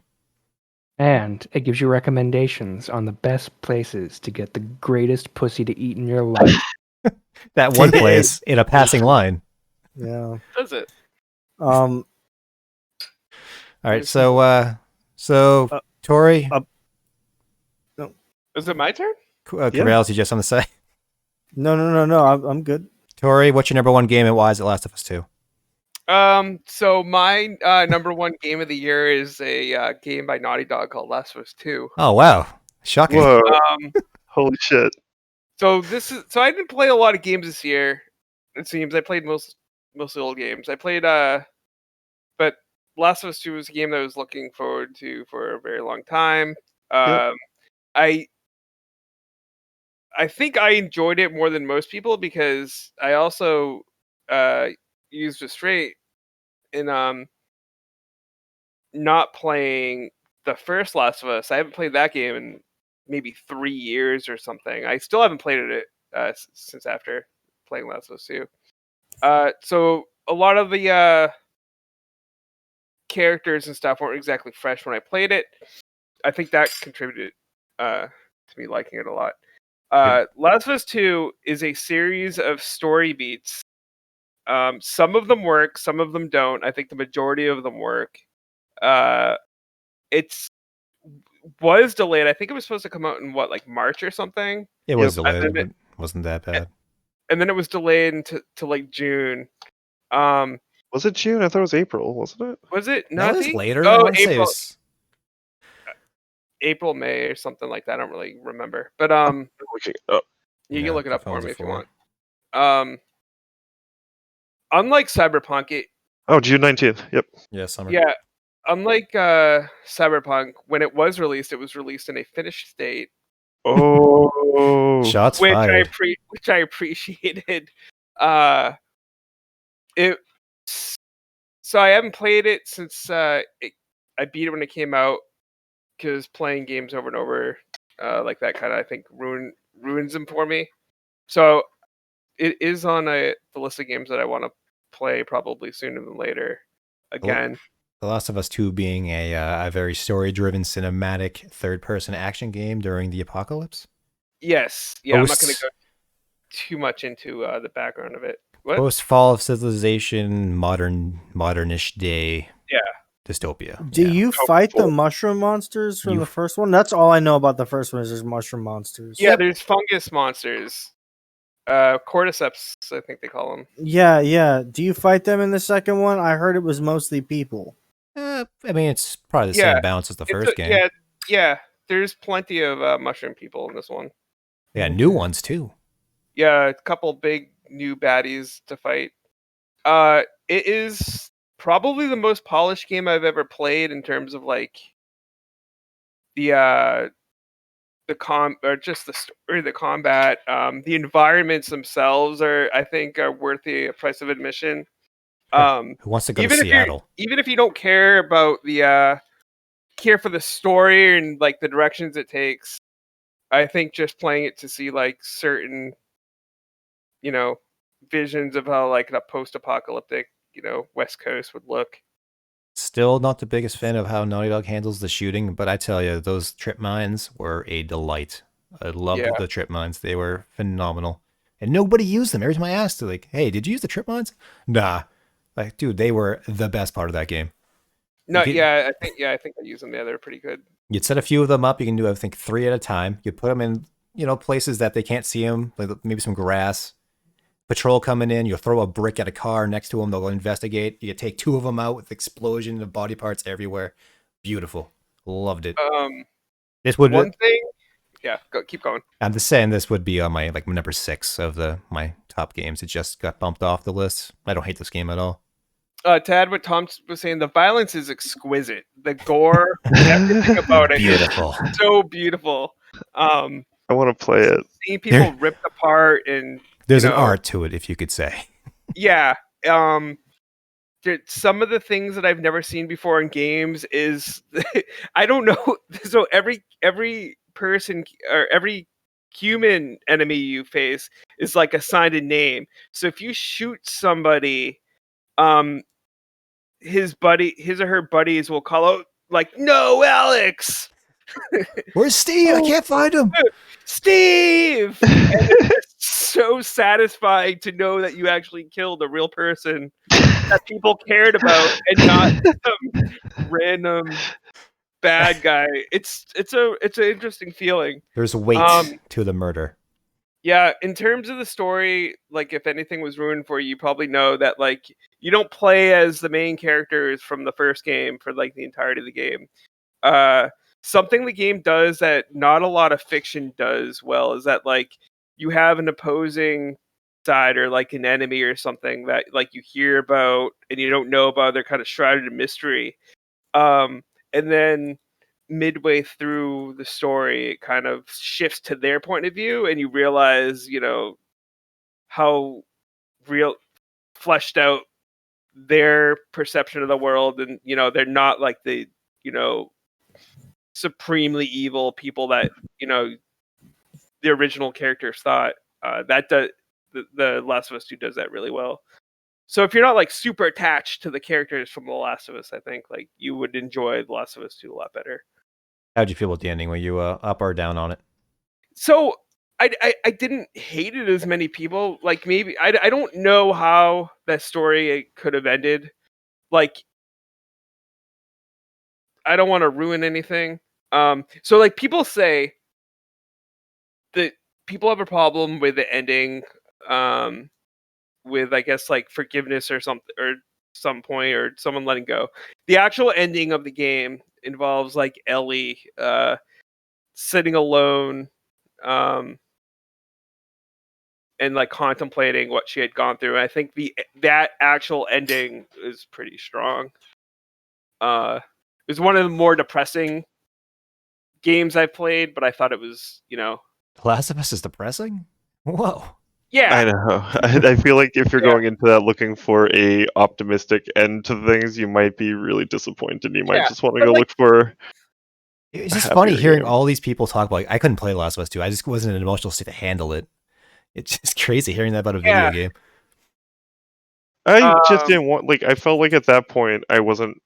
Maybe it was just because I was tired and I had a new kid, and I was just like, "Oh man, I just want happy shit right then." But it just wasn't what I wanted to play. It's not the game you would want to play during like mid quarantine or whatever. Well, why would I not want to play Last of Us 2 living in Seattle during a quarantine? Yeah, exactly. But Tory, at any point did Ellie recommend a bar with the best pussy you could possibly eat? Possibly. Maybe it was implied. No, I don't know. I mean, a lot does happen in the first part during a bar. Yeah. Cory might have missed some stuff. He's gonna go back and tell us if there's any good pussy bar references at the game. There's actually just a little there's a cut scene in there where she and Keanu are hanging out at the same bar eating pussy together. They high five at some point. That would be the crossover game of the year. I thought I was high. Jesus. I don't know. I like weird fiction. I like stuff fiction that wouldn't necessarily become popular anyway. Like I feel like it fits into a niche that I enjoy. The Last of Us 2 coming to a Sony PlayStation near you. Yeah, it seems like it would be a better like there's like the road, like the movie The Road or whatever sort of thing. Like that movie's not really for everyone. I think the same way. Oh yeah, that's a movie that really is cheerful. I put it up for the kids. Yeah, I feel like it's The Road, the video game, more than it is like Uncharted or something like that. Yeah. Only there was some sort of A Boy and His Dog, the video game. I know, right? All right, Brett, on that high note, what do you got for us? What's your number one game of the year? My number one game of the year was Cyberpunk. Woo, woo, woo, woo. I fucking love this game. I couldn't, like, I don't know. After hearing all the initial reviews, I know it's kind of a mess on other consoles, and it is definitely a general mess in certain aspects, but I can't stop playing it. It's the game that when there's no one on, I'm playing it. It's the game that when we're all in a chat room we're playing it, just talking about the shit we're doing. Like, I feel like none of us have really played the game the same way. We've got, like, one has hacked, one person has just gone straight, like, fucking melee. I've gone kind of a mix between the two, and Tom did, like, straight pistols and, like, some cool shit like that, and, like, Mantis Blades. Mantis Blades were what sold the game for me. I don't know. I heard you can go slow-mo and use swords. I know, it's really great. Brett, I don't want to interrupt you, but Yeah. Cyberpunk, for all its horrendous faults, which you cannot downplay enough, but No. it is everything Deus Ex wants to be, but not shitty about it. You mean Do the remember newer that? ones? Yeah, the newer ones. Do you remember the shitty? Is it Humankind? What was the first new one? Human Revolution? Mankind Divided and Human Revolution. I think Human Revolution was first. The Mankind Human Divided was the Revolution. second one. One, Adam Jensen is written worse than anything in Cyberpunk. He's just dour and annoying. But two, when you did pacifist runs in that game, you know, you went like all hacking or you went all stealth. You could do really cool things, right? When you built your character. You know, you get super strength, you could lift up dumpsters and find secret paths. But then you always had some stupid, goofy ass boss fight you had to do. There was no fucking way around that. Where in Cyberpunk, you can hack them, you can fucking run it with a sword, you can stealth attack them. Probably you can use a gun if you're a pussy. I talked to, like, you can talk your way out of a good. Are you Okay, my old we're not doing roommate, I was crazy talking How to. similar is Cyberpunk to Deus Ex? Is it like it just a better, more If you Deus Ex? if you took Deus Ex and mixed it with, say, Skyrim. Yeah. Witcher. If you took Deus Ex and mixed it with The Witcher, I don't really see much Witcher in this game, though. I don't see much Witcher either. The loot system. I think it's a generic loot system. It reminded me almost closer to fucking Fallout, if we're gonna be honest to it. It was almost like a Fallout loot system, even with the crafting. Be Fallout. There's way too much loot. Skyrim. But yeah, I just like the game for me was. I think it had unreasonable expectations. It wasn't gonna, like, it does feel really empty. But because, like, it's a huge environment that you want to immerse yourself in, but there just isn't enough to immerse yourself in. And I agree with everyone what you've said. I've enjoyed the side quest almost more than the main quest itself, but I just can't get enough of this game. Like, for someone who doesn't have enough time, like, if I had finished Final Fantasy VII or I had finished Wasteland 3, easily further up, but it's like I can see myself finishing Cyberpunk and doing all the DLCs and just, like, wanting to finish it out. Like, those other ones, I'm like, oh, they're on my list, or I just, there's something about this game. It just hits me in the right places. It's one of those one more mission games where I'll be sitting here at 12:30 and I'll finish a mission. Like, oh, let's do one more, and then it's 3 a.m. You just don't realize it because you're just doing so much stuff. It's great. I loved Hades, but, like, I can, for different reasons. For like, I liked Hades, but, like, if I was gonna sit there and going, this is the game I want, I could play just all the way through for different. I just, Cyberpunk is it. Hades was my number one. I felt it was a lock since it came out. I played it, loved Hades. I thought this game was going to be a big disappointment, a big joke, and then it just got me. It took over my life. For me, this Cyberpunk was number 3 because of the bugs and issues. Oh yeah, and that's what I'm saying. And like, because once I'm done with Cyberpunk, I'm probably not gonna pick it up again in a year or two, right? Like a Hades run takes 20 minutes, 45 minutes tops. I'll play Hades in 5 years. Very similarly, I will play Crusader Kings 3, and I've been playing a game of Monster Train not Monster Hunter, fuck that game, but Monster Train every morning. Catch us on our Monster Hunter stream. That's why I had to put, like, I love Cyberpunk and I've got more hours on it this year than any other game. But when I'm done with Cyberpunk, like, I'm not going to do another run with another intro. I mean, I might, but not for a while. And will I play it as hardcore as I did this time? No, I'll probably play through the intro and put it down. You know, I think we're at the transition stage of what games actually win the number one of the year because we fight now, right? Is that what we're doing? I mean, that's where I'm coming from. Like, I mean, we got two. Hades is number one because, like, it's as good as Cyberpunk in all the ways that it's good, and I will still play Hades again. Tory didn't play Hades. Cory did not play Hades. Tory didn't play Cyberpunk. That's true. So it's hard. Yep, Yeah. that's true. It's we my don't have site, to so have it's like an Cyberpunk. ultimate podcast. Fucking. I know, right? Battle Royale. That's what I say goes. Well, Tory, I you're like fired Hades again. quite a bit, but I think I'm going to go back to Dead Cells at some point. yeah, I could pick up Dead Cells again. But yeah, I don't think Cyberpunk has the longevity that Hades does. Going against that, I'm very excited for this DLC that's coming out soon, and it is CD Projekt Red. So you know they're going to be pumping out stuff for this game for 2-3 more years. So I am down. Yeah, to clown I guess with that this game. is. I guess that previous statement is very, DLC dependent. Yeah, If the DLC is solid, I will play it. But if it's not, I want to assume they add new areas, probably maybe some new missions, stuff like that. I know when we're done with this podcast, I'm probably going to go try to finish my copy, like my run tonight, or at least like get closer, just because I want to see where it goes. I'm staying up late and I'm playing Jurassic Park. Fuck this secret ending. It is bullshit. So it's going to be 3 hours of me yelling about how bullshit that run is. Tory. Yes. You got to play some Cyberpunk, bro? I might after I'm playing Mortal Kombat 11 right now. I'm probably gonna beat that tomorrow. It's not that long. You should probably finish it soon. Yeah, well, I've been only playing video games a little bit. I've been reading a book right now. And I've been reading some comics. Book? Is that what app can I get that off of? You get it off of the Harvard Bookstore website, and they mail you a pamphlet with pages, and the actual content of the book is on the pages, so you don't actually need a computer. Weird. To use it.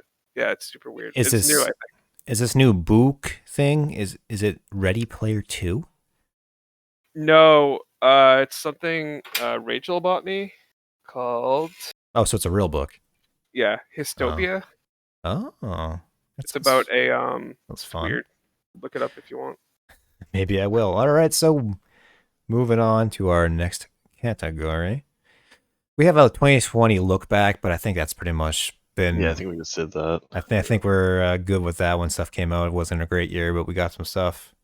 So some systems came out. It was a fucking mess. The whole year was a mess. I can't find those consoles, so half of that new shit about new consoles coming out we can't talk about because half you don't have them. I don't have one. I bought both those consoles. I loaded up a PS4 game on PS5. That's how I'm living that life right now. Got that Ghost of Tsushima, playing through that. Which, if I played more of this game, on a PS4. Yeah, if I played more of this game, it probably would have made my list because it is pretty rad. But did not play enough of it, so I could not put it on here. But I do have the most anticipated game for 2021. So if you want to give me what you're expecting for my this most year. I got a good one. What do you got, brah? Silk Song. You could have said Cyberpunk and it would have been funny. I could have said Cyberpunk and it would have been funny, but Cyberpunk is already here, and I'm really, really hyped for Silk Song. Hollow Knight was such a good game. I'm so excited to see what Team Cherry has. Is it a sequel coming to, out for? It's a sequel / sister game. Where have you played Hollow Knight? A little bit. The character. Oh, what is her name now? The only other crazy one that's not Zote. The red one, who you fight sometimes. I have not gotten that far in the game. Well, there's another character in the game who you fight. She's kind of like your rival, and in the end, she shows up at the end in the last boss fight and everything. And she has a spin-off game. And what is her name? Is this the Nightshade to the PS2 Shinobi? I'm not familiar. Or that Friends of... What was that game that came out in Steam that you play as the bad guy from River City Ransom? Oh, I know what you're talking about, but I can't think of the name of it. Yeah. Well, Anyway, it's going to be another Metroidvania. The controls are going to be a little bit different because Hornet is her name. Hornet has slightly different powers than the Hollow Knight. Oh, so is this like Shovel Knight and had they had like Spectre Knight and Plague yeah, Knight? like that, but it's a sequel game. I gotcha. So yeah, I'm super excited for Team Jerry's work on this because they've got a great art direction, and Hollow Knight was just a blast. So yeah, no, very very hyped for Silksong, and it just got confirmed for a 2021 release. Nice. Sick. Good to hear. Corey, Yes. what game are you looking forward to in 2021? Oh, I am so looking forward to Lord of the Rings Gollum. Oh, that's a game. I forgot. What? Yeah, I want to play as Gollum. I want to eat shit in a filthy fucking cave, and have my fucking disgusting Hobbit knob just slather about while I That's fucking amazing. What is no, this? I don't. It is a game. It is apparently Prince of Persia like stealth, mostly non-combat. That's so cool. Is it don't like wanna play that Sticks? game. That's the game I most want to see before I even think about buying it.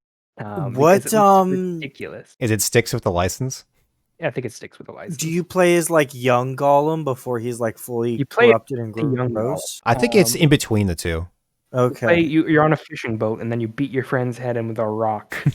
No, I'm looking forward to Vampire the Masquerade Bloodlines too. I thought you were serious because yeah. I was like getting kind of interested in this. Moderately Gollum interested, game. and then came now. I was double checking if there's anything else I wanted to play coming out, and then I saw Lord of the Rings Gollum. Psychonauts 2 is coming out, but yeah, of course it is. same time Beyond Good and Evil 2 comes out. But Vampire the Masquerade Bloodlines 2 is the game I actually want to play when that comes out. Who's making that Gollum game? Who owns the rights to the WB owns it, so it would be Daedalic Entertainment. Oh, Daedalic, okay. They've been around forever. They've been making those like PC and like shitty PS2 ports of the shitty PC game, RPGs and stuff. Nice. They've been around for a while. But it's not Vampire the Masquerade Bloodlines 2. I'm looking the original forward to one that as well. Was the greatest RPG that very much like Cyberpunk was a janky sack of shit. And they knew it. Yeah, they knew it. But to be fair, they're also a much smaller studio. Is it good though? Is the first Vampire the Masquerade getting good? Bloodlines, yes. I'm putting on my nostalgia goggles and say yes, but I do not know how it held up. If you patch it correctly, it runs almost like a game should. But yes, it's good. It's just a fun, it's a real RPG. It's way better than Cyberpunk in terms of like skill points and backgrounds, like affecting dialogue. It's all kinds of shit you can do. You can play the Nosferatu vampire race, and you can't be seen by humans. You have to travel in the sewers all the time, much like Lord of the Rings Gollum. That's where it all ties in. You buy it on like GOG or whatever. You probably get it on GOG. I have it on Steam. It fucking kind of works. It's a great little game, but it doesn't run that well. You can't drink too much blood. It's actually a lot like Cyberpunk because you meet like the weird anarchists that hate the corporate vampires, and I love that game so much. I mean, it's also based off a tabletop RPG, so yeah, it all and a LARP. And a LARP. We don't talk about LARPs here. Oh, it's on. Okay. I mean, it's a great original game, and I'm looking forward to what Paradox is publishing for the new one. I don't know who the developers are, but I assume they'll do pretty well. Someone actually Hard Suit Labs. Cyberpunk 2077, and this is. I'm so glad someone else is excited for that game outside of me. I'll play it. I have fond memories of the original. They're so fucking good. It's nostalgia goggles a little bit. I own the soundtrack somewhere on CD. I love that shitty 2000s. It's got the dark, the grim dark, like goth aesthetic. It looks like it's going to be fun. It's a Western RPG based on vampires. You get exactly what you're expecting. It's going to be a good time. It's a little different than that because then you could play the Malkavians or whatever the crazy. Oh god, I know what you're talking about. Malkavians. Yeah, the Malkavians, and like you could just talk to stop signs, and you think the TV's talking to you, and it like they have a sanity level. They're like. They have like a sanity level of like 1, and they talk to like the demons inside their head and shit, and they're so fucking cool. That's pretty neat. I love the Malkavians when I used to play them in the tabletop. I just played as the spellcasters because they had spells. Oh, Ven. Holiday? I can't remember. Venti? Then I realized that Vampire the Masquerade is full of Nazis and weird fucking lore books. They're and- removing them because of that. They removed the creator because of him being Nazi-ish. That's good. It's always a good thing to say. You already had weirdo, chunky goth kids and fucking blood sausage women and like all kinds of weirdos playing this game. You didn't need Nazis added to the mix. The church. So, on a scale of blood rain, how many blood rains is it?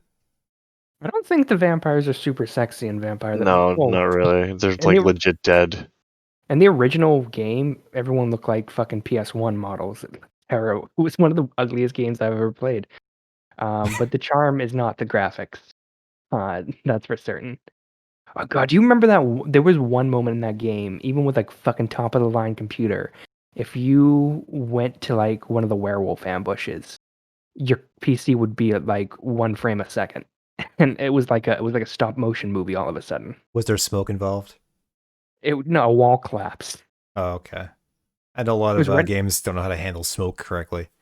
Actually, you also fought the Chinese. It's very similar to Cyberpunk. There's not a lot of Chinese in Cyberpunk. Mostly the Japanese and The Japanese keep Hispanics. them out, pretty much. and the Haitians. There were definitely Chinese. I did a mission where I dropped a car off to somebody and they were just talking in Chinese. It was pretty fun. A lot of Koreans too. There's a lot of side missions for Korean guys. in that I did game. the one mission with like the clueless Korean dude. You drive him to that drop off, like the meat. You know what's going on. You have to bust him out of a motel that's being attacked. Oh yeah, I remember that one. Yeah, it's pretty good. He's like, "We'll take my car." I'm like, I'm just gonna take one of the cars these guys brought for us. So I think every mission in that game is based on a song. Every think one of them. All the titles are based on. Yeah, songs. all the titles are song references. But we're talking about Cyberpunk again. Who's next? It's me. My most anticipated game of 2021 is Final Fantasy 16, but that is not coming out 2021, so it's going to be Gran Turismo 7. Nice. I got my wheel already. I just bought the shifter for Christmas. Bought myself a little gift, so I got my nice 6-speed shifter. Nice. That's the PS5 only, correct? PS5 only, my friend. I am ready to go. I have been excited for this game for a very long time. They instead were updating sport, so I've been playing sport. It's okay. I kind of like Forza 7 over it, so I've been playing a lot of Forza, but, I want my Gran Turismo back. I want to be number 1. I love racing games. Gran Turismo is great. I love it. And maybe I'll have VR. Wouldn't that be cool? Nice. That would be fantastic. That would be pretty rad, because Xbox does not give a fuck about VR. They do not in at the all. slightest, so I'm not getting any VR support. None. My best VR driving game right now is Gran Turismo 5 with mods. It is kind of a joke. I want Grand Theft Auto, you mean, with mods? Yeah, GTA 5 with a VR mod and a better car handling mod with it, and then another mod that changes the controls to work with the steering wheel. It's a lot of mods to get it going. I want just a plug and play VR driving game, so hopefully they'll have that in GT7. I would definitely. I want to get into VR. I would really get just into bought a a VR VR headset. driving game. There's a game called Beat Saber. I recommend playing that. Yeah, I gotta get me a VR headset. Oh man, what was that? Oh, Tory, buy the game Zomday. ZOMDAY, I'm pretty sure is what it's called. It is lots of fun. How many days is the Steam? When's the Steam sale over? I think it's like today or tomorrow. It's The over. fifth. No, it's the 5th. Oh, the 5th? Okay. Okay. I Yeah, GOGS I'm gonna ends go today. through and buy a bunch of VR games I'm going to do another GOGS week before it ends. because I don't have any VR games on my thing. All right, Tory, what are you anticipating for the year 2021? Oh, hold on. So there's a whole bunch of games actually coming out. I have a list right here. There's like a ton. Like now I'm thinking about it, I wasn't like too excited. You got your Resident Evils or VR. Horizon, Forbidden West, stuff like that. Is that I think- 2021? Yeah, I'm looking at the list. Nice. I think that the Hellblade sequel's also coming out. Yeah, I have opinions about Hellblade. Like I liked it, but It's okay. I'm not gonna get it. That's a whole nother story. What game I'm really excited for I think it's a gamble though. I think it might disappoint me, but I think Psychonauts 2. Yeah, Oh, if it nice, comes out. Yeah, it's supposed to come out. I was actually watching a video with what's his face? Who's the guy in charge of Double Fine? Tim Schafer. Tim Schafer. Schaefer. Yeah, Tim Buckley. and Tim he said Buckley. like there's Is this loss? he said he was saying Microsoft gave them like pretty much a blank check to finish it how they wanted and stuff. Yeah.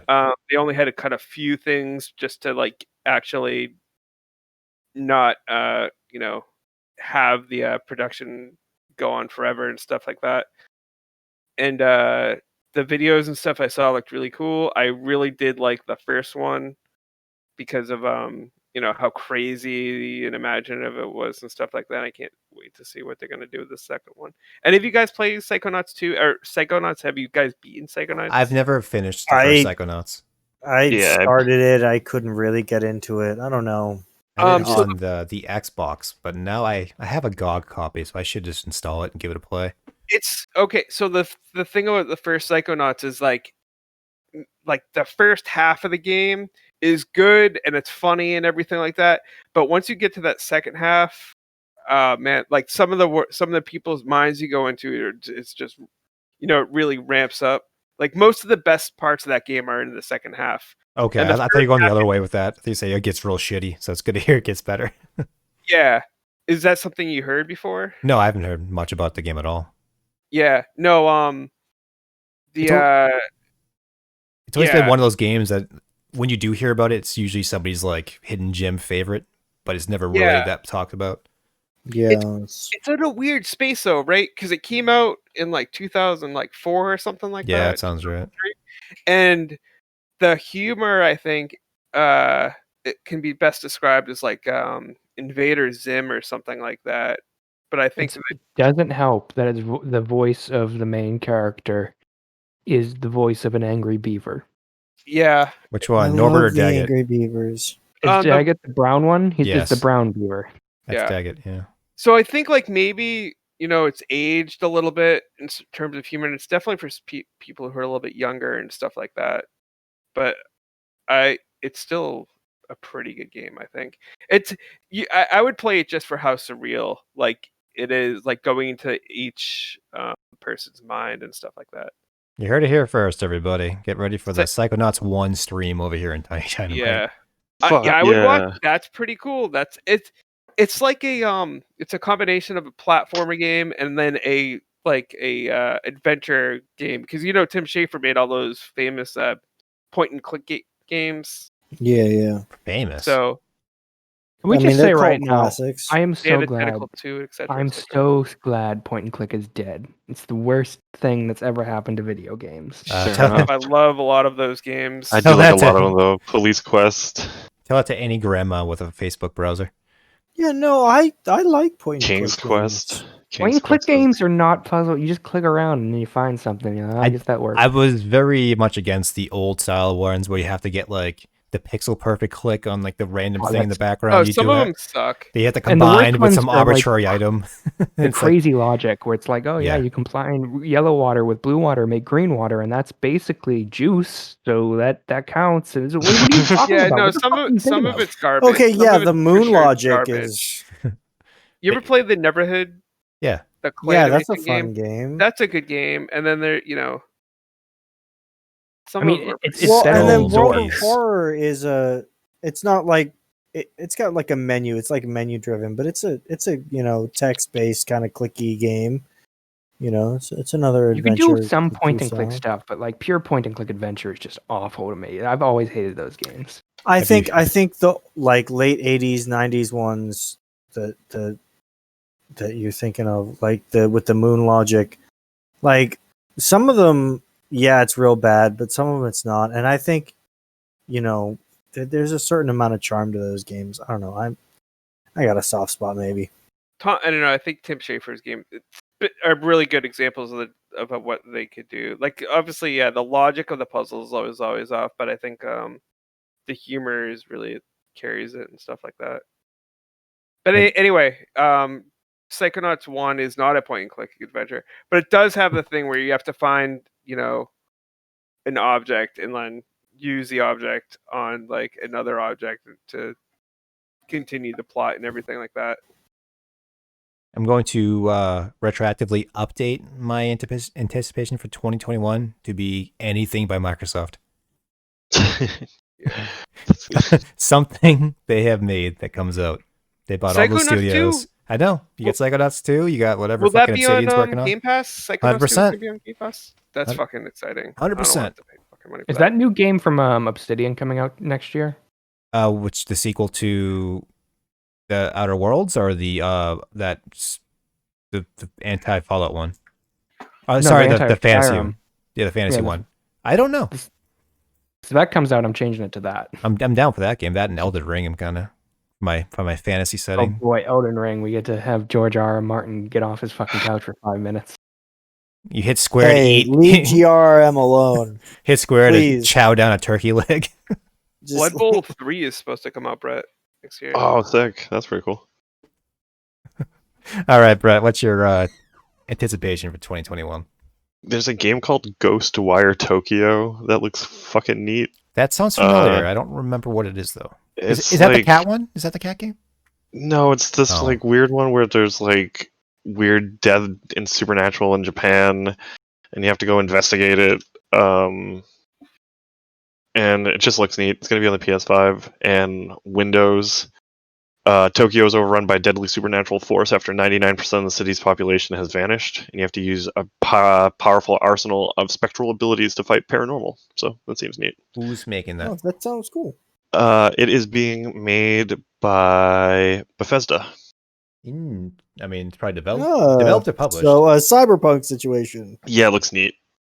Very cyberpunky. And then just because I'm just gonna get it out there, Diablo 4 and Overwatch 2. So Nobody gives a fuck about Overwatch 2. I don't Nobody. care. I'm There's just not a it's on my single list of- person on this I'm planet who gives a fuck about Overwatch 2. I'm just saying it just because it's an ongoing joke of games that aren't going to come out. That's like my fucking Duke Nukem Forever, except this one might come out and it's not going to be anything and no one's going to buy it. So Oh, I'd like to add another. you want to know why I'm looking game. forward to it? Is because it's going to be a train wreck. It's like it like so fucking far ahead that you're like there's no way they're going to fucking mess. Like you're like there's no way this is going to be good. I'm gonna But add yeah. another game to my upcoming games. What's that, It's, bro? What do you Darkest Dungeon 2. Oh yeah. I'm cautiously optimistic. It's gonna be a different style of game. They've said it's not gonna be the same 2D style. So I'm cautiously optimistic. Darkest Dungeon was a hit with me, and I'd love to return to the Red Hook Studios occult world they've created.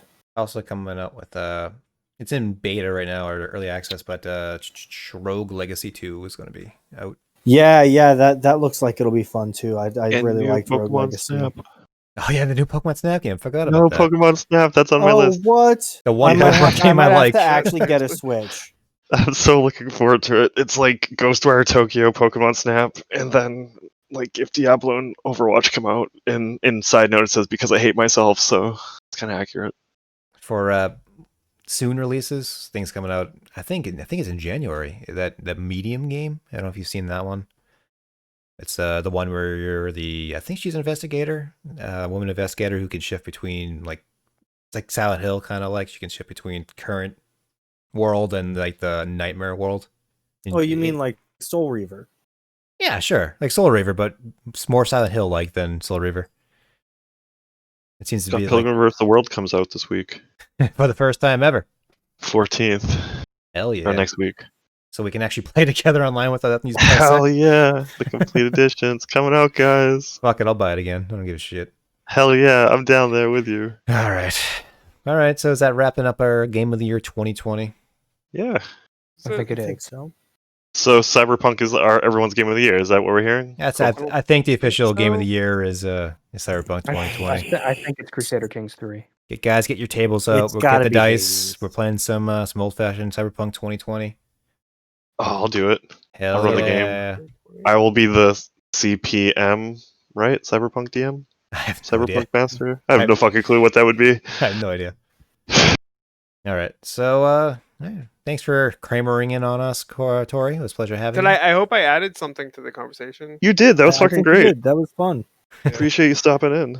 Next All right. time I need you to say, hey, buddy. Hey, All right. buddy. That did not land, but you'll have a good night. Take care. See you next year. Thanks for joining us, Tiny Dynamite. Bye. Hey, buddy.